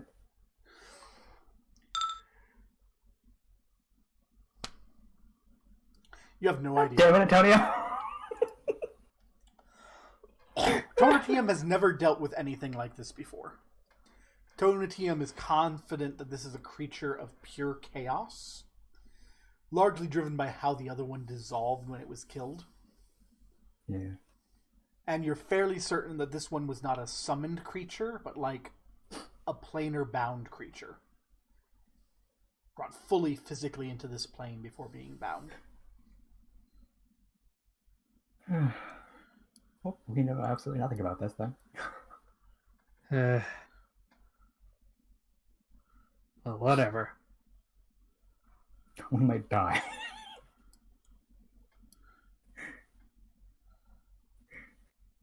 So yeah, this Don't is a just big hit it. room covered full of tables. I'll bring the bombs. What bombs? Nothing. He's making a joke. So you're just gonna walk away? What's the room like again? This is a large room full of tables. Each of these brown things is a great big table covered in scraps of bits of metal. This back table is the one that the Slod was up against, tapping and sobbing when it was working. It was where Turvu is now. I'll take a look at the table. It seems underneath the table there is something that's wrapped up in fabric. Detect magic? The fabric is magic. I didn't understand this fabric is magic. Alright. Spellcraft, I guess?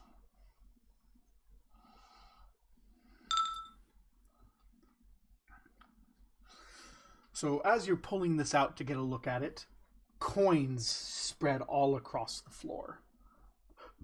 Coins that were wrapped up in it. Huh. As you look at this, you can see the outside was the inside. And this is a cloak. A luxurious black velvet cloak with crisscrossing white lines of spider silk sewn in. And even though you rolled abysmally, you know enough about magic to recognize this. This is the cloak of Arachnida. What does that do? It does a few things. It looks like it might be fun. First, the wearer of this is constantly under the effect of spider climb. Neat. That sounds kind of like your thing. Wish I didn't take him. Second, the wearer of the cloak of Arachnida can crawl along spider webs at the same rate as the spider that created the web.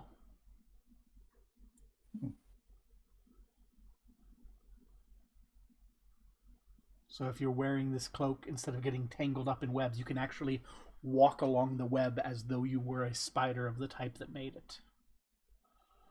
Mm-hmm. Third, the wearer of the cloak gets a +2 on all saves versus poison that comes from spiders.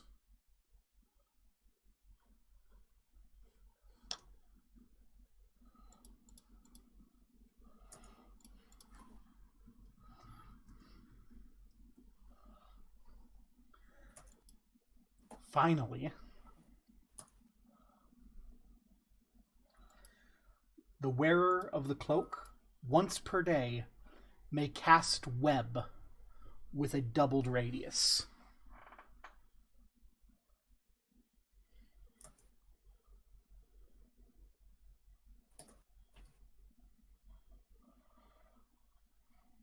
I don't know if I want to trade my cloak of resistance for this. I'll take it. All right. So now Turvu is a horned demon with a spiderweb cloak and smoke coming out of the eyes. Yeah.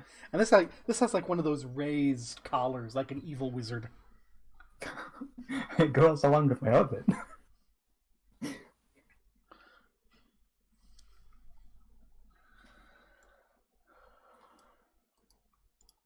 Look up what web does. I just put it into the chat. No, I'm gonna look up what the web spell does. Ah. Yeah. In addition to that wonderful thing, there were 150 pieces of platinum and 3 large gems wrapped up inside the cloak. So did you say 150 platinum? I did. Holy shit. That's 75 each, right? Yep. And 3 large gems.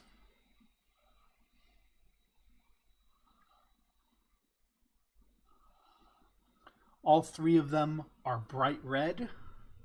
One of them is All right. perfect. Now I got that in praise. One of the 3 red gems is perfect. Another one's The first- cloudy, and the third one's kind of cracked. That is a solid fist-sized ruby worth 600 gold pieces. The others Dang. were solid rubies, but they have been damaged or corrupted. It looks by magic. Like they were channels of magic that overflowed and permanently damaged them. So the second one is worth only 100 gold, and the third a mere 6. As now it's little more than red-colored glass. I'm curious on something. If the cloak may have hid magic. I'm gonna detect magic on the gems. The gems are non-magical. Alright, good. They are not iron stones like I thought they might have been. Nope.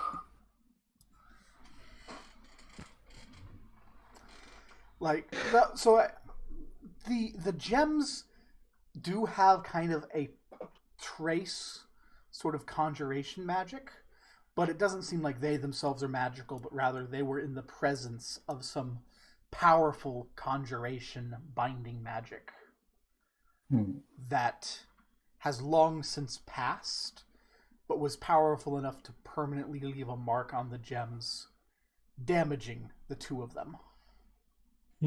Jesus Christ. So you're saying that this cloak, it doubles the radius of web. Yes. So there's a 40-foot radius. Yes. That's bigger than my black tentacles. You can definitely have crowd control with that.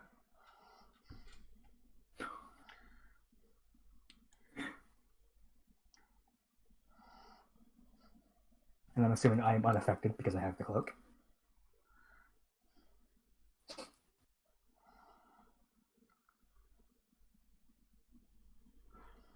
Yeah. Neat. Now we both have ways to climb walls. What are you talking about? This slipper stuff from earlier? The slippers that Skaven had were spider climb slippers, weren't they? Yes. Oh, Scaper had Yeah. them. No wonder why I don't recall the slippers, to be honest. You said you took them. Let's see, gas form. Oh, there they are. There it is. Yeah, there's the bracer of armor, the minute seeing goggles, and then the spider climb slippers. Yes, you can both effectively climb along walls and ceilings like spiders. Yep, we're both Spider-Man. Hey, we have a way of retreating without having to go over. Well, we'll still be going over the river, but We won't be able to fall. There's no checks involved, we just walk. I guess I better put this in the magic guidance stuff. We are very kitted out. Yes.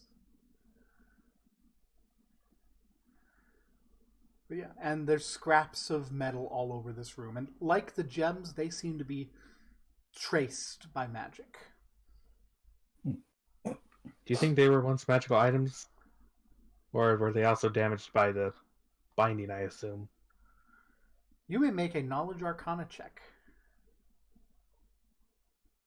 If you want to spend your... It'll take you about an hour to analyze this room properly, but if you want to spend that time, you can make that check.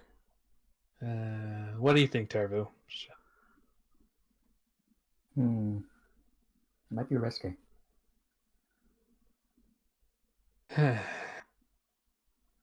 You know what? We can check this out another time. Yeah, we can check out when we dealt with the threats in this place. Now, speaking of threats, I'm pretty sure someone should have been after us by now.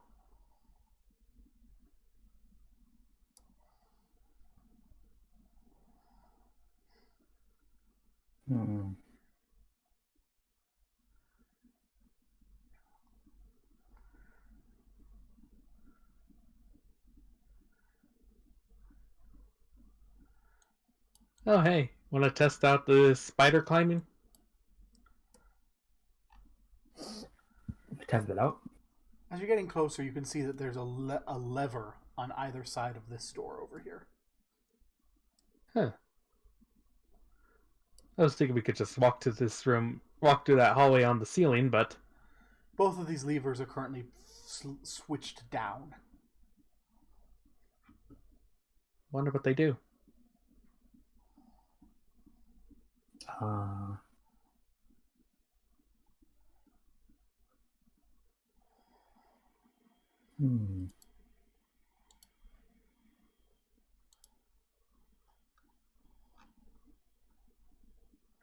gonna look at the door for any traps or anything. You detect no traps.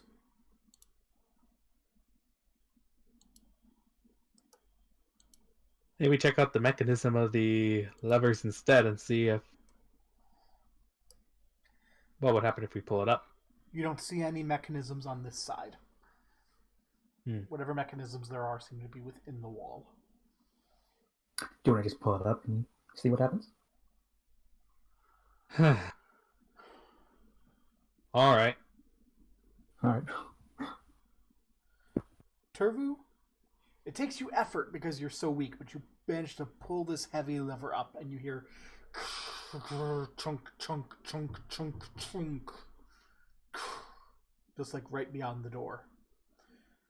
Tonatium, you push this lever up and it goes easily about halfway and then it seems like it hits something hard and you have to push it. Do you want to keep pushing it? Yes. And as you heave and hoe, it feels like something snaps and you push it up. And then the lever just flops back down. Oh, you broke it. Maybe it's a forced reset? I will open the door and ignore what I just saw revealed on the map. I have no clue why that fucking happened. That should not have happened. It did. You see this hallway. And since they're not looking in your direction, they notice. Uh-oh. Hey. As immediately, out of arrow slits in the walls come arrows. Ah!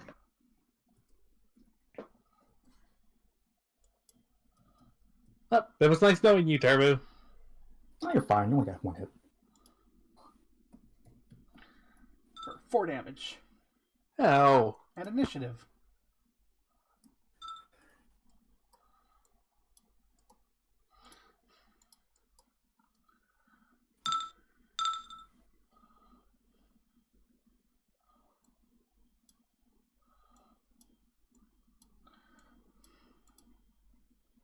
So all 3 of them reload and fire. Hey! Stop that! Does that 18 hit? I gotcha. Damn it. For 5 damage. Oh. So essentially you open that door, you swing that door open, and you immediately see like this arrow that's turned down the hall flip around and fire. And then another fires, and you get 2 arrows into you. What do you do? Now, Warden, step back a little. Turvu. Take a step up. You can see arrow slits, and you can vaguely see shadowy forms beyond those arrow slits.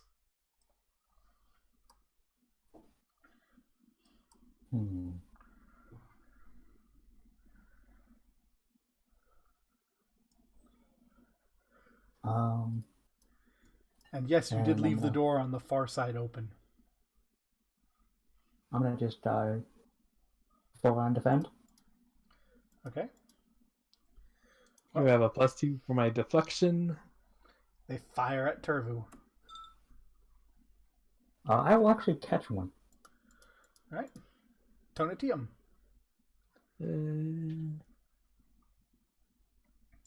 Okay, so I can see that person through the slit. Yes, you can. You know what? Give them a taste of their own medicine. I'm gonna magic missile them.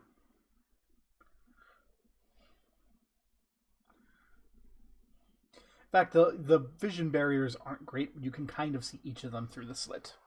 They have cover against you, but that doesn't stop magic missile. Yeah, only total cover does. Pew pew. Well, the missiles fire through. Thump, thump, thump. They're like spread out, and then right at the last minute, all funnel in one after another directly through the hole. Turvu. I am going to key arrow. All right.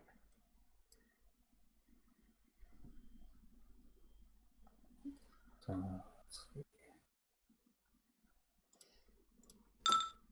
Wow, I crit failed magic. Uh-oh. Give me the 1d52 plus 7. This isn't magic.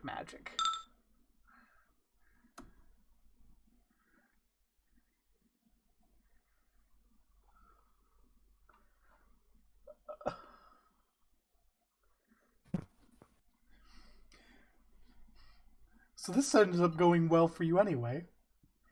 You get to roll the attack again against the creature nearest the target, yourself excluded.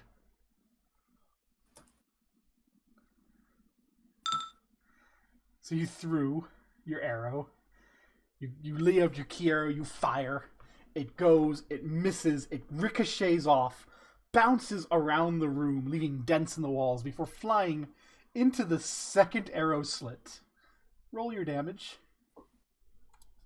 Not much. An unarmed strike is 1d4. Okay. 1 damage. And you just hear a guy go, hear a voice beyond that go, ah, it's a paper cut. And then Trevor goes, yeah, come on, come get it. Well, you asked for it, quite literally. I'm going to catch the one that hits. You catch the one that was a crit threat. Yeah. The only one that hits. On a TM. Yeah. Gonna fire Mr. Where's Mrs. T over here? Missiles!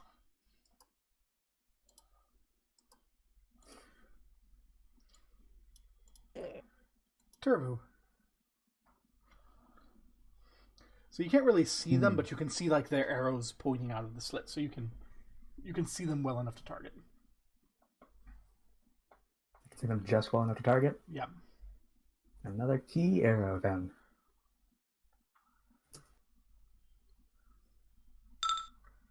That will hit.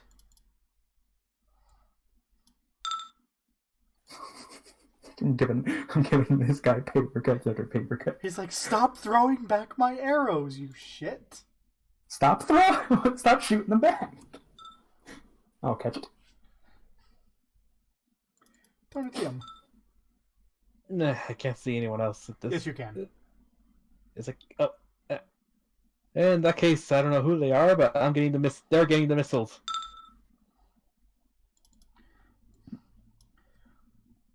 Oof. Turvu. Are you ready for another paper cut? Roll a 1. Roll a 1. I roll a 1. Flink. It gets embedded in the wall. And they fire again at Turvu. Neither of them hit.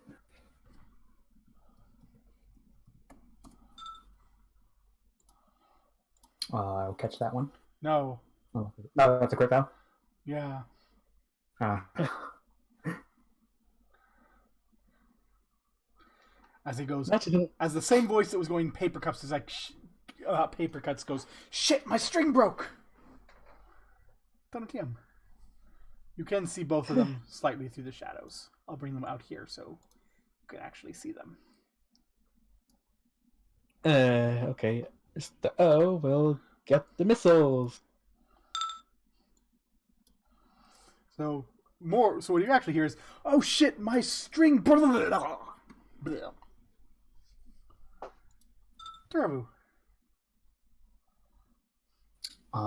Trevor's gonna shout out, you might as well stop firing, I can keep catching them all day.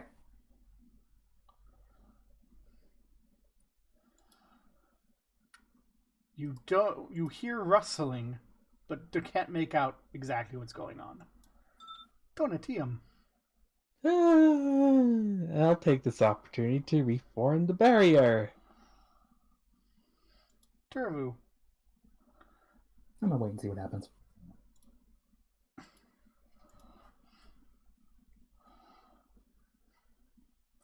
This is not targeting Turvu. It's targeting the floor.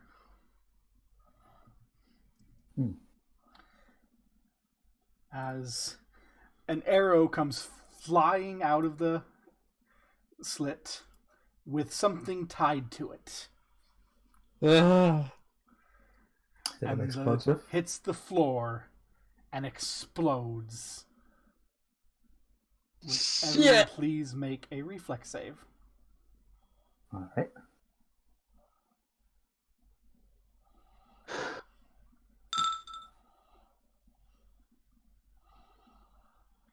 Mal kind of deftly tap dances away from the roiling flames. Tonatium takes 1 point of fire damage and catches fire.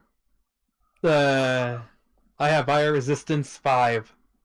So this will probably not affect you, but you are on fire. Tonatium. Shit. Stop, drop, and roll, baby. Are you sure? You only take 2 damage.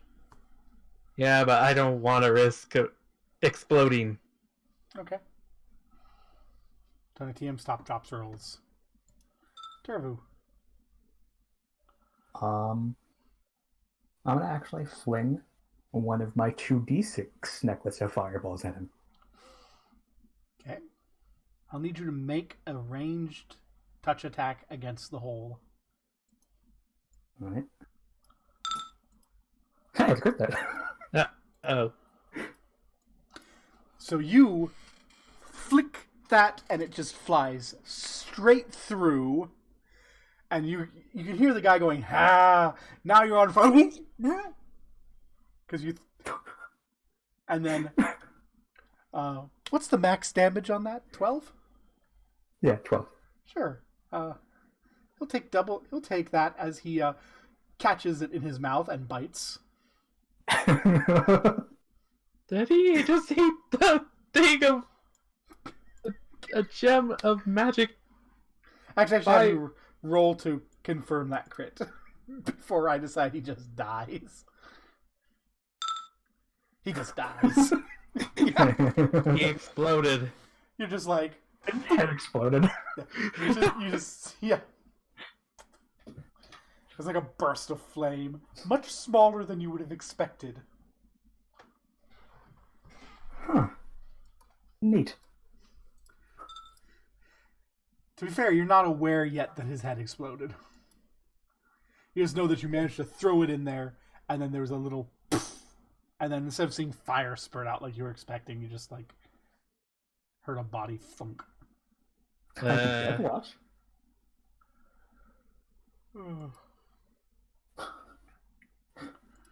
They try to get a death watch to check if they're dead. They dead. So, about that walking on the ceiling plan. You can do that. Sure.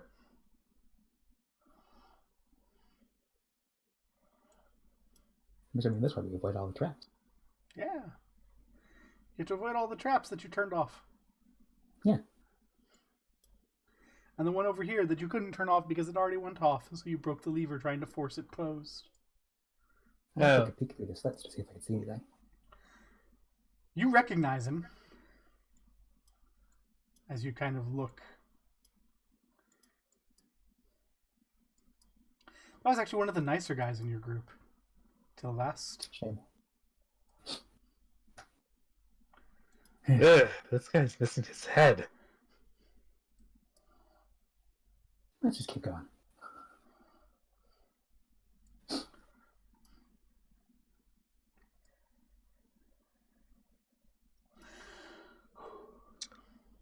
I just imagine him still upside down. How high is the ceiling anyway? The ceiling in this room goes up about 100 feet. You're walking upside down. So, like, when you get done with the door, you kind of like... There's kind of like an 80-foot drop, almost, from the ceiling of the door to the ceiling of this room.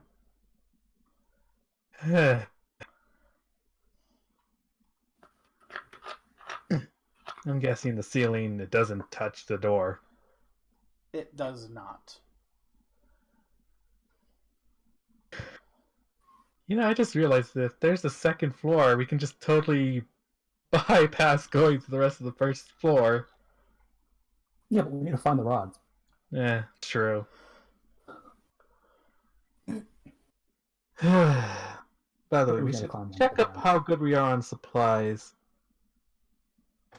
I am completely out of spell slots. I have 9 uses left on Cure Mod Wounds and 11 on Cure Light. Wow, we've been burning through that, huh? Yes, we have. Let's see, got 4 wards left. I have 29 charges of the magic missiles. As for spell slots, I got black tentacles. Still have a fireball, a magic circle against evil, burst of radiance, protection from evil, flaming sphere, hold portal, color spray, magic missiles, 2 burning hands. I'm still pretty good on spells, I guess. And I do have, for my necklace of fireballs still left over, 1 2d6 and 2 4d6. I thought I had a silver dagger, but I guess I was just mistaken. I have a cold iron dagger that I probably can't use anymore if you want to use, because I have 1 strength. Eh. It would literally be better at this point in your hands. I guess so.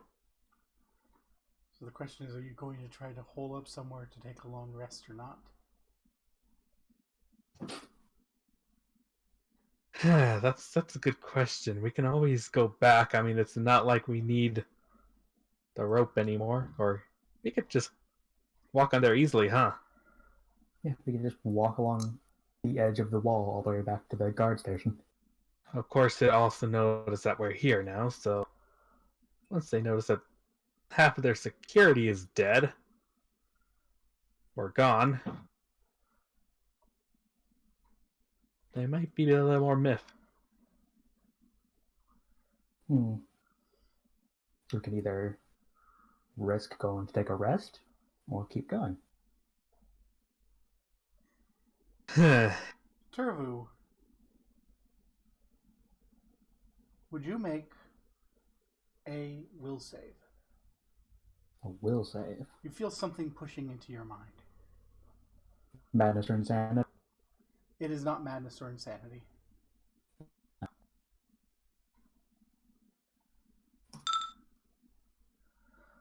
A little voice just in the back of your head goes, "Come, go, it's not gonna matter."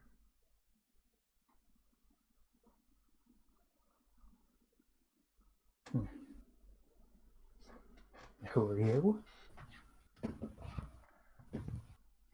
I'll immediately start looking around. Tonatium, you see nothing.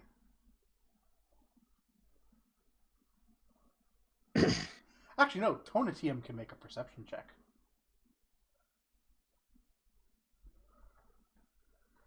I suppose Turvu is allowed to make this too.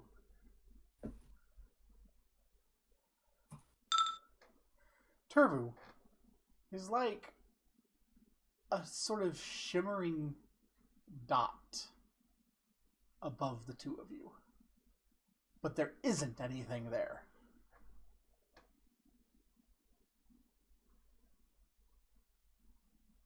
Tonatium, you may make a knowledge arcana check, assuming Turvu points it out. Yeah, I'll point it out. Let's hope I don't roll a 1 on this too. That's a scrying sensor.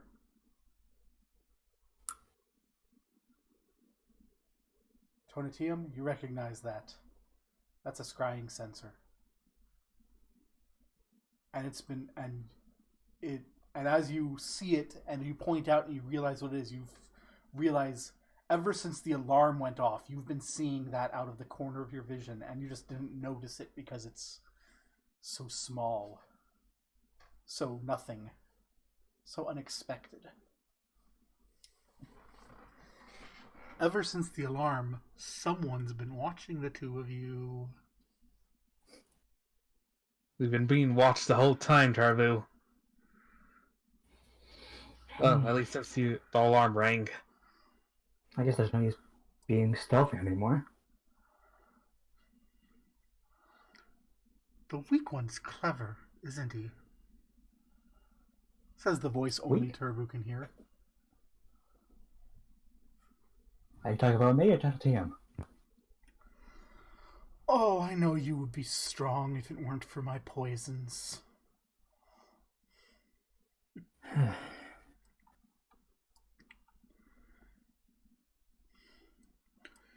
Go, stay. It's not going to matter. Are you Triel? Oh, so you're looking for me. How Did you come out to play? I'm in favor of play.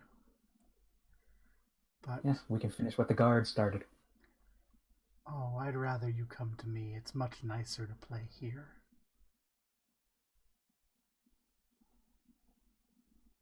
Kisses. Turbo will flip off the scrying thing. I'm glad we're thinking about the same thing. You're almost as bad as I was at that one party.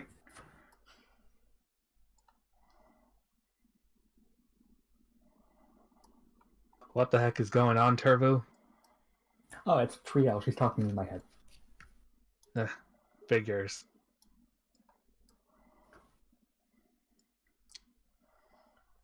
She wants us to come find her.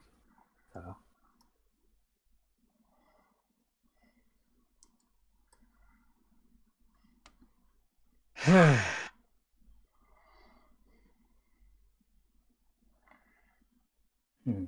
She cannot cast that spell through a scrying pool, so she won't.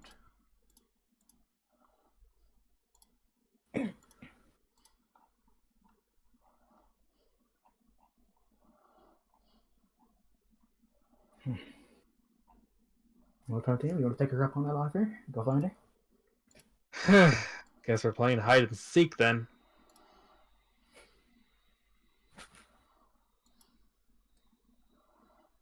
Except that the person hiding has security scries. Ugh.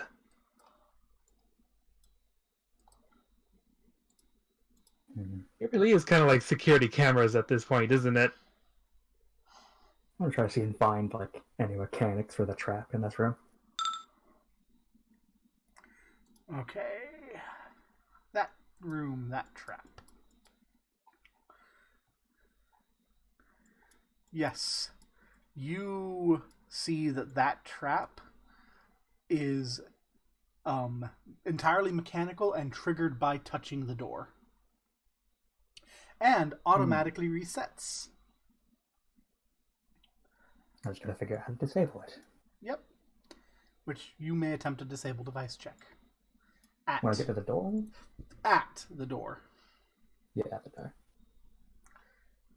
Were the spikes down or from the ceiling and from above, or just from? They just, came from the ceiling and they came from the floor and the ceiling. Right. If I hug the wall really tightly, can I avoid them? There's the entire room. That room. Yeah. And I'm assuming if I fail to disable the trap, it'll trigger. Only if you do it badly. Well, if I do it badly, which I do have a pretty good disable device now. Now that I have the Masterwork tools and the goggles of minute seeing. Well, I'll be out here waiting to drag your body back to Cauldron if you mess up. Yeah. I will attempt my disable device.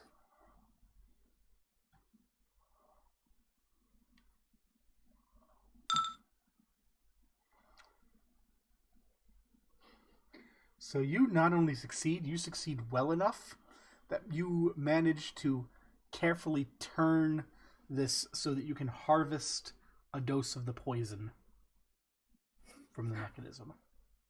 Which I will.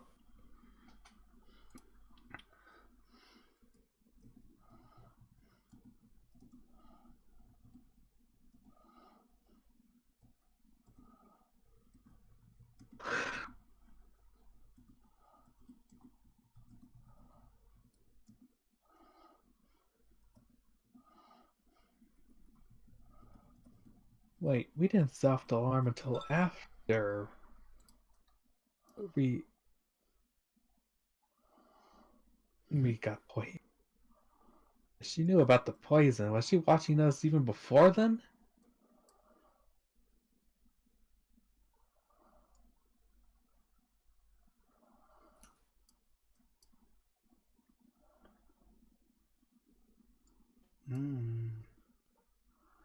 I wonder. Yes, it's now safe to open that door. Hooray! I'm gonna take a sneaky peek into the door. It's a small hallway with another door at the end.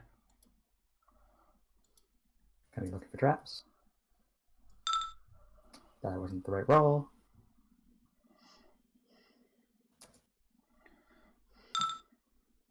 You see no traps.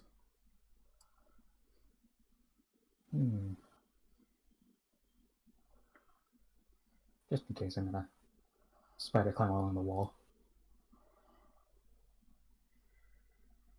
I'll keep this door open. And I'll take a sneaky peek down this door.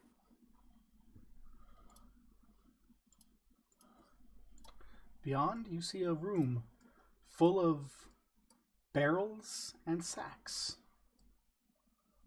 Oh, I know. I'll use the stake as a door stopper. Okay.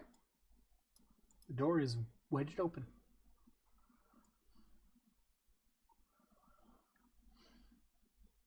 Take a good old look for traps in that room. Wow, You crypto. see no traps amongst the barrels and sacks piled up in this room.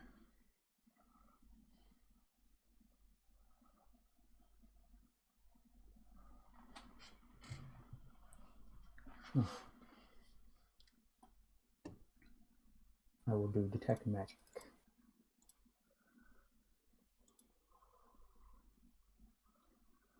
You detect no magic.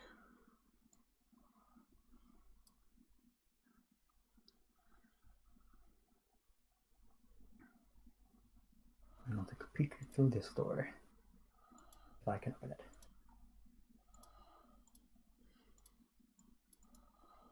There's a long hallway. You can see it turns to the right after 20 feet, and there's a door on the left side. Quick little check of traps. You see no traps. Just so you know, I'm still walking on the sides. That's fine.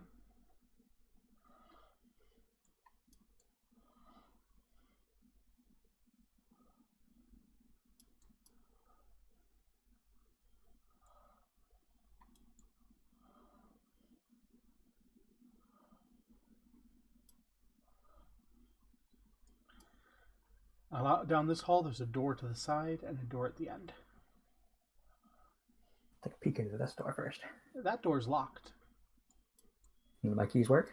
None of your keys work. Try picking it. Yeah, I'll Or try you picking the check lock. for a trap before you get paralyzed. This lock is beyond your ability to pick at this time. Okay. That's It's a right. very good lock. So it's I'll higher think we than all DC learn. 30. Mm-hmm.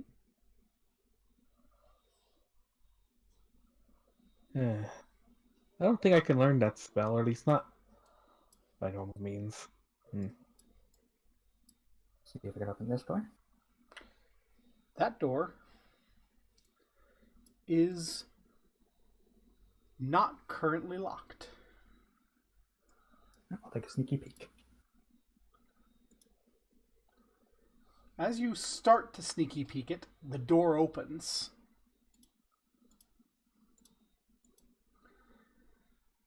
And you yes. see Triel sitting on the edge of a bath, floating steam, spinning her finger within it. And she says, "Welcome." Oh, you aren't that hard to find.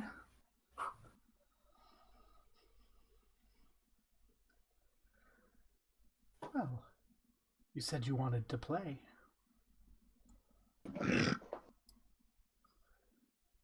Come play. Trevor will take a quick look around the room What are you looking for? for any traps or anything. There's no traps that you see.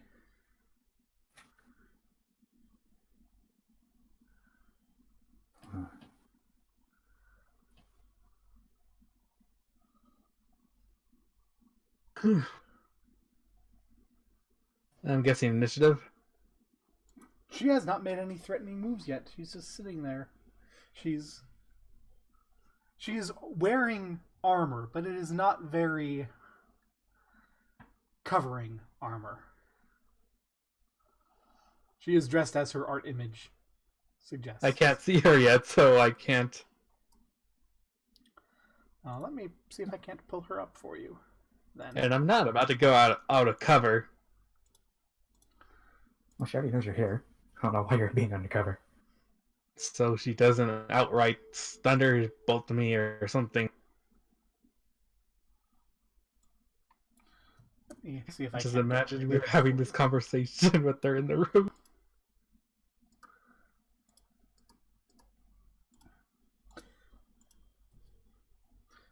There is how she's dressed. Only instead of like a little brazier there, she's actually sitting on the edge of a large pool of water.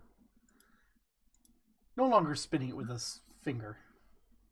She's looking up at you. I'm going to detect magic. Alrighty then. Uh-oh. That's 1, 2. Actually, make a fortitude save, Turvu. All right.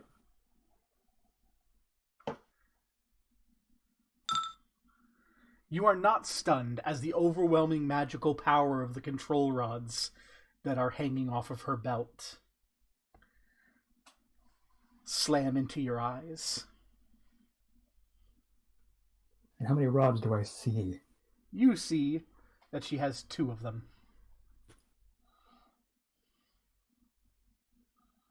I believe 4 more. And she just laughs. Are you so cowardly?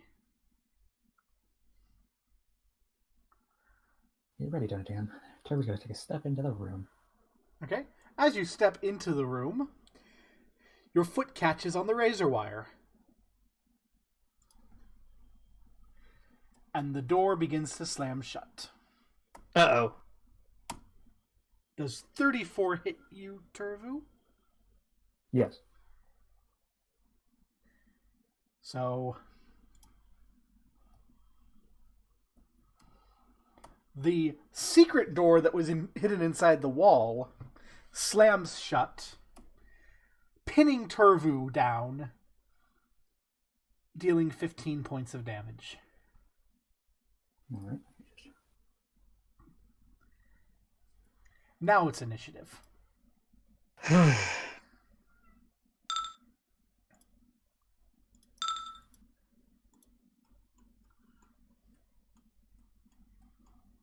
Oh god, I don't know if I'm ready for this, to be honest.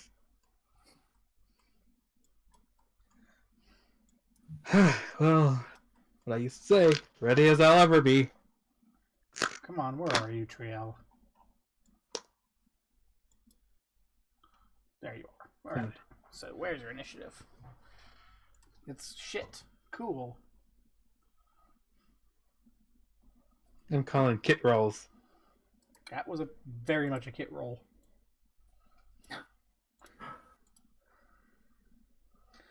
Well, alrighty then. She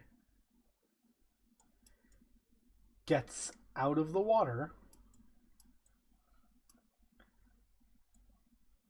picking up a silver heavy flail, and walks calmly towards Turvu, but she can actually only get that far because her armor is technically heavy.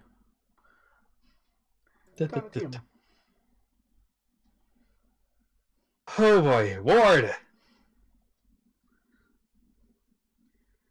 So, for Tonatium's sake, let me show about what he can actually see. There you go. Because there's only a narrow opening now, and there's a Turvu pinned in there.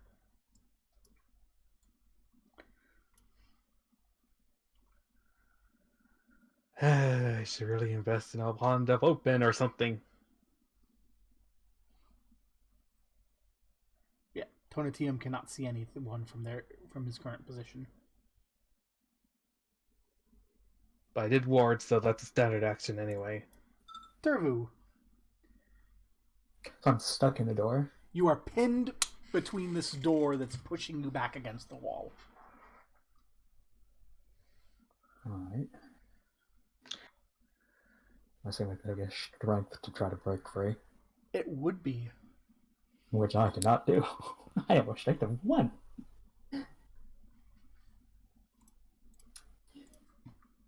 I will Arcane Strike, throw a Star Knife at her. Okay. I'll give you a -2 penalty because you're wedged in the door. Right. That's a crit threat, I think. Yes, it is.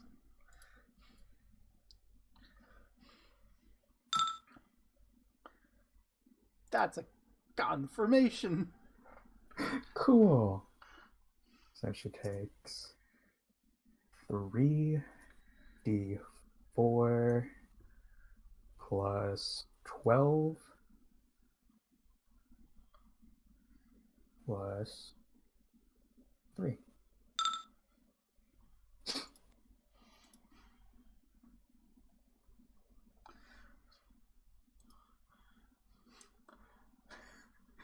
So limply, weakly, you just flick that and it goes right through, hits her invisible spiked plate armor, ricocheting up right underneath a gap into her throat, and she goes as blood spurts forth.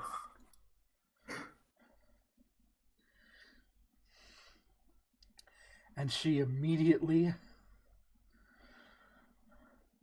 plucks it out, letting it fall to the ground, looks up at you, Turvu, and goes, "You are not cute anymore." She takes a step forward. She takes a step forward and swings down at you with her flail.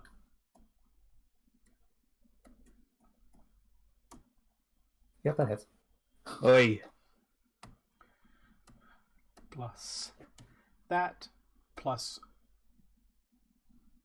destructive smite. Oi. For 19 damage. Cool, I'm fine. Huh? Let me just check how much HP I have left. Yeah. I'm fine. I'm not down, but I just didn't check how much.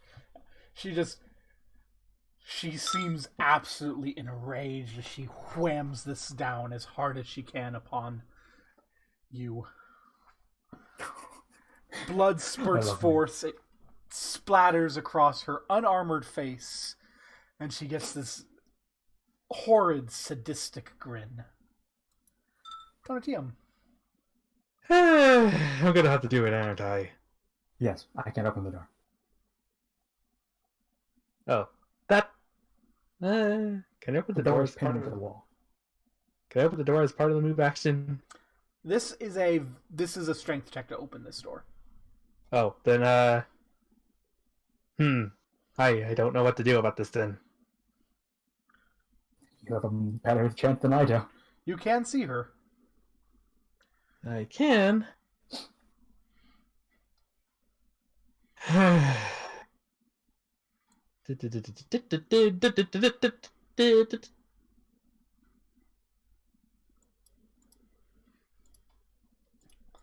Black tentacles, 20-foot radius over here.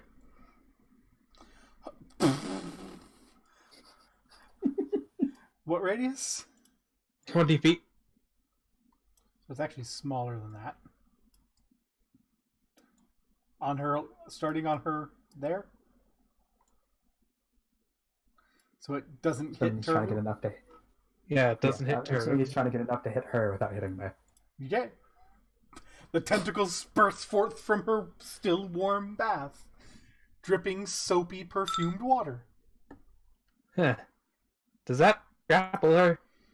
Does that grapple her? Unfortunately, it does not. Well, her room's covered in tentacles now anyway. Her CMD is 22. 20. Damn it. Curse you, low die roll. Turvu. Well, if the tentacles failed, why not web? Now the She would make a reflex save. So Her room is now full of 40 feet of web. So the woman, so the scantily clad woman smacks Turvu in the face, and Turvu spews his white threads everywhere. Yeah. Right after I summon my tentacles. This is Except this is not going where I think all hentai is going. So it's a reflex save she has to make, right? Yes, it's a reflex save. Alrighty then. Where is her reflex save in this stat block? I wrote this stat block. I should know where it is. There it is. She did not save. She is bound up in webs. Yep, she is grappled. Well, she's going to rip her way out of that grapple. Almost certainly. No. Same No. DC as the reflex save. No. Well, maybe she won't roll a 1 in the future. Don't again. She's stuck and she's squeezing against, going, no. Does this happen? Does this happen to give penalty for grapple for the black tentacles? Sure. She is grappled by the black tentacles. Oh, whoops. Yeah, my white sticky do helped you. Load. Nice damage roll. That is a nice damage roll. All right. All right, enough of this. Magic missiles, like everyone else. You're not special. You get one too. You get nothing. You lose. 3d4. So, Turvu, she is bound by tentacles, bound by webs, scarred by magic, and she is not looking particularly. She looks a little scared. Not her right here. That does not hit her. Oh, did I hit her entangledness? It does not. Sad face. It hits her armor, but not her. As she attempts to break free of this grapple. Nope. Did you roll another one? No, this time she rolled a 2. Donatium. Tentacle damage. Nice damage. How do your tentacles kill her? Rip her in half. Do I really have to answer that? Poor Turvu, if this were Call of Cthulhu, Turvu would have to make a sanity check.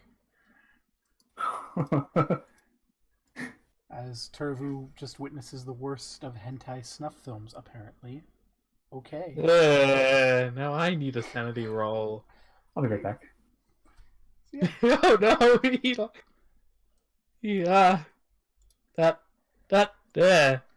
Eventually the tentacles go away. I can't believe I just accidentally did that. You're the one who said, do I have to explain it? Yeah.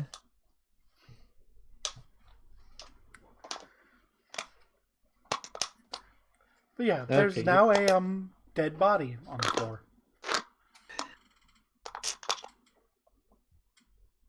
And a Turvu wedged into the wall.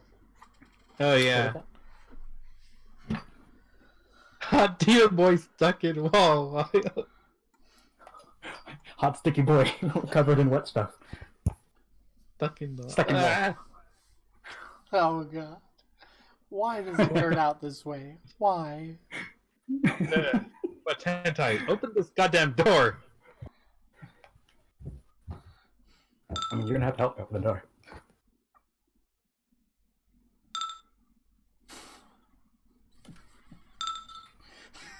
Out of the way. Can I take 24/19? Yes, you can. It takes you a good 15 minutes to get your good leverage, and you can finally get the door. And once you do, Turvu tumbles out, and the door just kind of closes. And once it's finished closing, you can just slide it open and latch it, and see the latch you have to push down that the razor wire flicked up. And you can now come in and out of the room. Let us never speak of this again.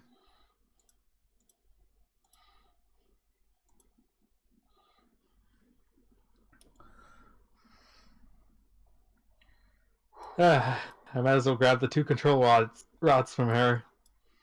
Okay. You get the 2 control rods. Da-da-da-da.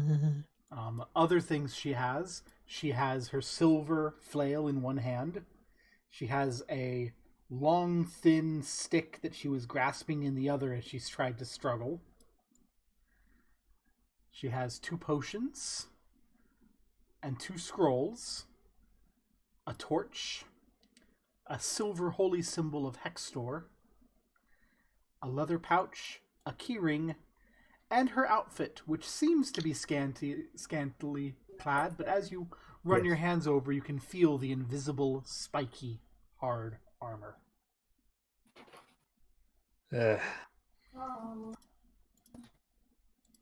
I'm sorry. I think I traumatized myself now.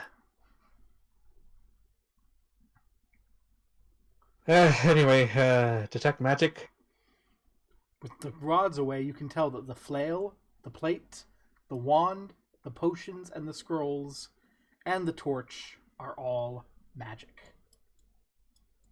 Shoot, this is gonna take a while. What are you starting with? 1d20.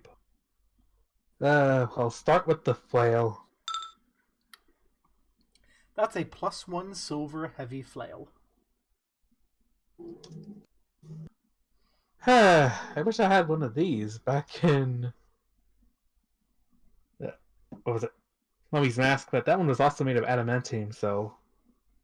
just wasn't magic. Plate armor. That's a +1 invisible spiked full plate.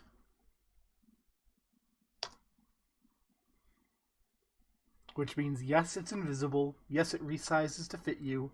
Yes, it's absurd.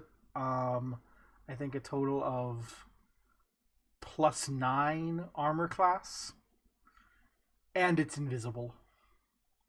And if someone succeeds a melee attack against you, they have to make a reflex save or take damage off of your own spikes. I'm back. What's happening? She was wearing some super broken spiked armor that I cannot use. +1 invisible spiked full plate armor. Huh. Neither of us can use that. Because I can't benefit from evasion if I'm wearing anything other than light. And my spell failure chance will skyrocket. Yes. I can take it for selling. There's the wand way, she has gripped in her hand that she was trying to get free so she could use. Oh yeah, what is that? That's a wand of cure serious wounds. Sweet. With 7 charges remaining.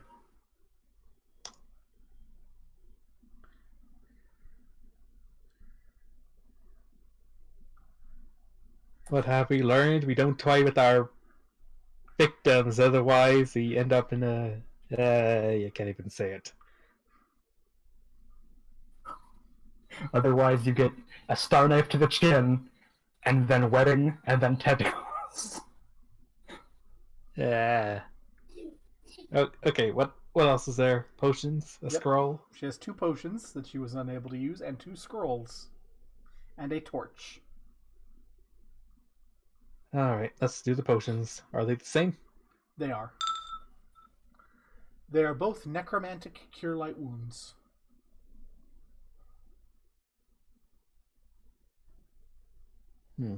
She was prepared. Scroll.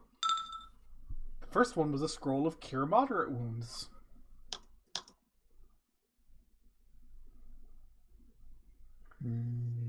Again. The second scroll was a scroll of hold person. Hey! Yeah, no. you just disabled this fight with those tentacles. The torch is an on and off ever burning torch. It's currently off. That's handy for you. But if you say but if you grasp it and say by the unholy light of Hextor, it will turn on and cast a deep blood red flame. I'm going to adjust that later. Let's just put off the torch, on and off, ever burning torch of evil. Evil. And she has a leather pouch, which is not magical. Let's open it and see if it's the same drugs I found earlier. It's not. There's 30 gold, 4 platinum, and a large silver key. 4 platinum? 4 platinum. 4 platinum. So both get 2 platinum, and then we both get 15 gold. Okay. And then What was the last thing? One large silver key. Oh, that must be from the other thing. Yeah, from the luck that was very extravagant to the point of being higher than a DC 30. Well, Is there a chest right there? There is a chest right there. mimic check. What? Mimic check. I was gonna check for traps for okay.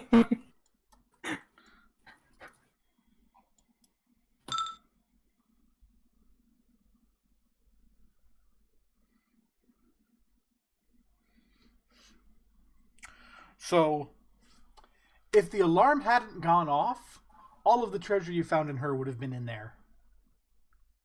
Huh. So she just picked But up as all it of is, as it is, the chest is currently unlocked and open. Is there anything else in it?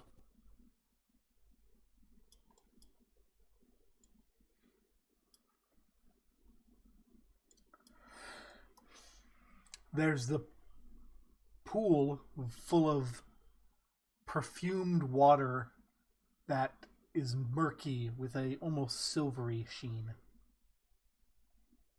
She was using this to scry. I wonder if she was using a spell specifically, or could I see through this? You currently cannot, but you can tell this is a scrying pool. So if you know how to cast the spell scrying through some means or another, then you could use this to gain benefits on casting scry. Unfortunately, I do not. I'm going to put that on a list of spells to learn. Yeah. I'm not quite sure how she has scry, but she has scry. Oh, there's What also was she? first.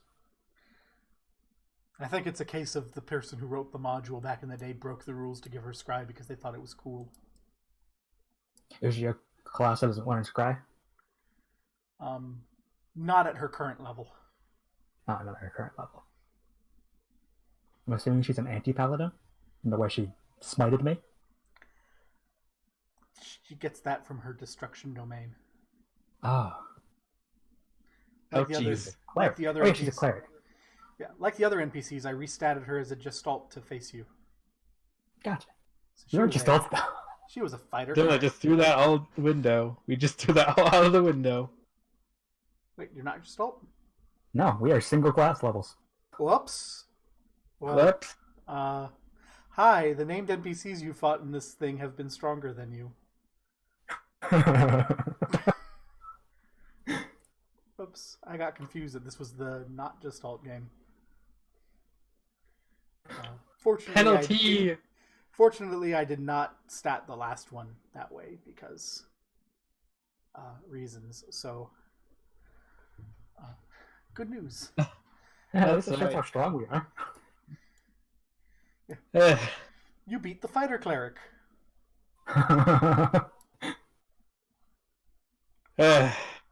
With magic. And magic item that we just picked up. Yes. You used your one-a-day web. Yep. This seems like a great place to end the session. With 4 out of 8 of the wands. Yeah. It's time to do some. I really need to go see a cleric. What are you hurt? The Conjuring, the Chaos Mage, my negative level. Oh yeah. I just have chaos rage. Oh yeah, and the strength damage. Yeah, at least yours will go away with time.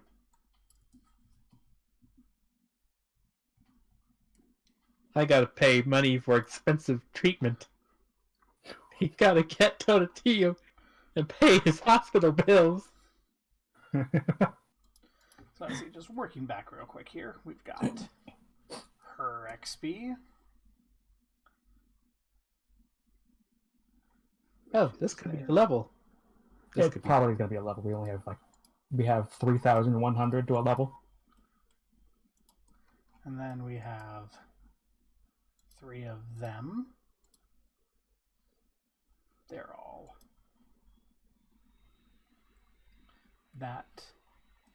Then 3 of them.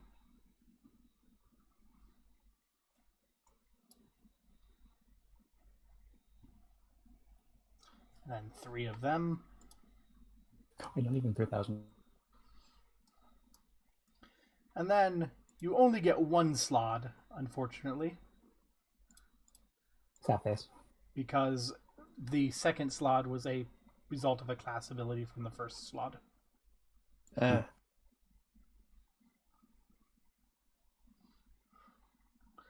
So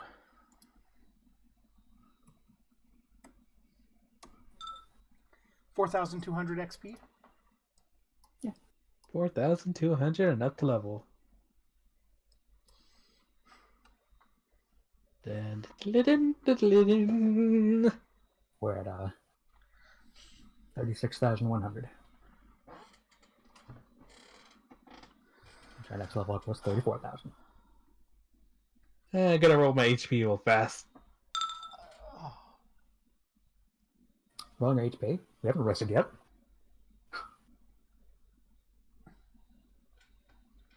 Yeah, there's no video game leveling.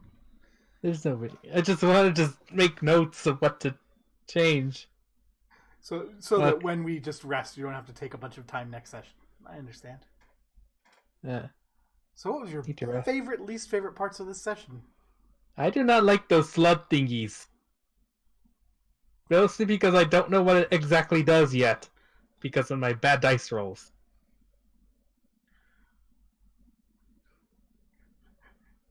Mel's typing. You didn't like sobbing sad frog? I mean, it was interesting fight. I just don't like the fact that I had no idea what I was up against and what I even have. I was a little upset when Mal knew. I'm not gonna lie. When Mal knew what a slot was, I'm like, "Aw," because I've been expecting this to be the thing you don't know because it's not in Pathfinder. Okay, Mal said Discord acting up. Yep, I can see. And it says Mal disconnected. Mal's back. Mal has. I think it was just your internet, Mal. Yeah, it wasn't my internet. My internet was perfectly fine. Considering that you're like, we lost you everywhere and then it came back, I think it was your internet. Well, my internet crapped out for literally only a second. That's long enough. So what was your least favorite / favorite part of the session? Least favorite, the fact that we were pregnant with favorite, the murder of Rodrigo. Just like, I think my favorite bits were like your party members lacking, like your former crew lacking loyalty to you. At no point prior to this did Turvu go, I'm going to check in on my old guys. If you had, that may have gone differently. Maybe. You know, somehow I didn't. Also, yes, there you go, Antonio. I put into Discord what the slot does. Curse you, negative level!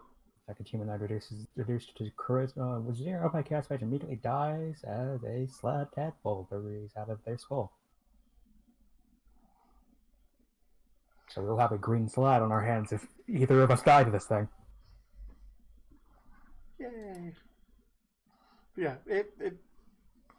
the frog infested you with a chest burster. Yeah. And it's More just like a head burster. burster. Yeah. Well, better get that lion bomb. Or better go see someone to remove disease. Or just make 2 consecutive saving throws. I mean, it's a once-a-day thing. I physically cannot make that DC. I can't make that DC because of my negative level. My fort save is 3, Kit. 3! I could save that with my Cloak of Res if I didn't have a negative level. Oh my god. Well, It's a good thing I have a buttload of charisma. you're not feeling anything yet. Oi. I just wish to note, this is what like all of the pre-published adventures were like in D&D 3rd edition. So question, are we video game leveling or no? We're not video game leveling. Gotcha. Oh well, at least it's a removed disease. I think a cleric of Regis could handle that. Yeah. Or Saint Cuthbert. Yeah. One of the clerics can probably handle that. Once you're aware that there's a disease. Yeah. The Day onset 1. period hasn't passed. The characters aren't aware. Yeah, but the first day I start feeling woozy. Yeah. I am now very, very hungry. Not just woozy. It would be less agile and less charismatic. Yeah, you feel something heavy weighing on your soul. I have this damn headache. It must have been that bit. Yeah. I have an allergic reaction. No. Allergic reaction. Make a heal check. There's a tadpole swimming under the skin of your head. Hey. Slowly eating your brains. In a way that just makes you uglier. So is it a drain or damage? Damage, Alright. I think. I'm going to double check. I put the rules text right there. We can look. It just That's says damage. affect 1d3 deck. Yeah, that's damage. Nice. Okay.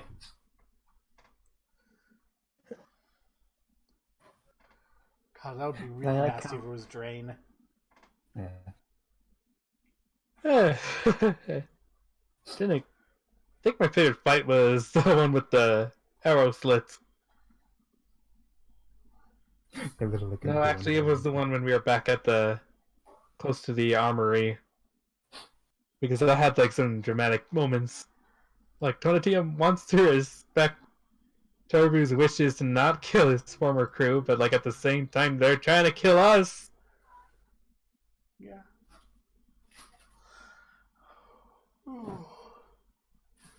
So like I went for like all my non-lethal options at first. I don't have the legal options.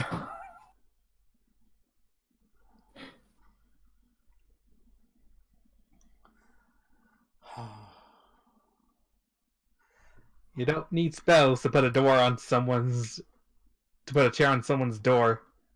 You do not. That was clever. That was great. Well, next time, Find the other 4 once. probably I some. still don't know how that works. How what works? How the door can barricade how a chair can barricade a door. It puts the levers. When you try to push on the door, it'll push the chair into the floor, which will then push back on the door, preventing it from being opened. Yeah. That's exactly what happens. Oh, Antonio just disconnected. Am I hiccuping? Yeah, you had a hiccup. Well, I guess Discord's just acting up. But did you hear our explanation? Yeah.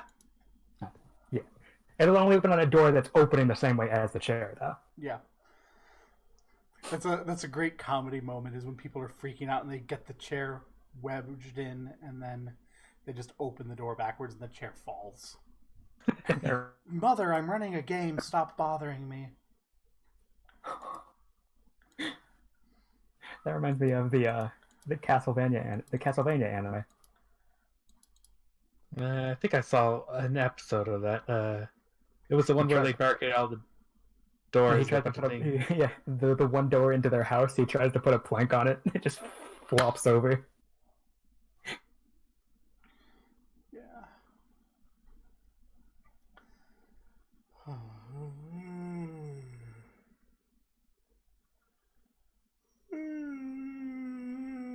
Oh, it's late. I'm disconnected. Ruh-roh.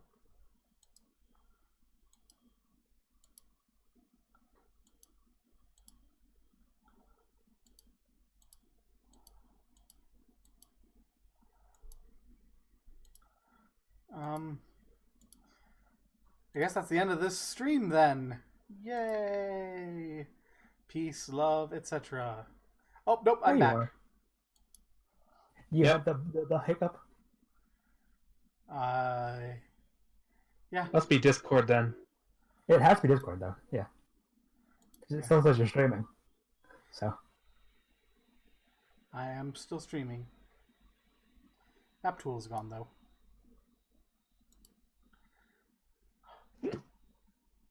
I just have to say, I love RPing mudslots so much. Let's hope we don't die. To be honest, before you actually started with that whole, oh, they're too pathetic to hit will saves, I was actually starting to feel a bit bad. I know. They're just so fun. They've got that big nasty bite, but they like to bite you when you're not paying attention, and their other abilities are Shriek in Terror and Cower, which is the ability that made the will saves happen, where it's literally just, I'm so pathetic that you're supernaturally compelled to not hurt me. Yeah, as a player, I was starting to feel bad, but like the moment like will save started happening, I was like, "Go you!" Oh, you scam! Turbo is not feeling bad. He does not like frogs. No, and Turvu was within 5 feet, so Turvu got hit by the entropic aura. Yeah. That annoying thing that probably, if it hadn't happened, I probably would have dealt with it before either of us have gotten bit. Yeah. I love slots. I don't. They're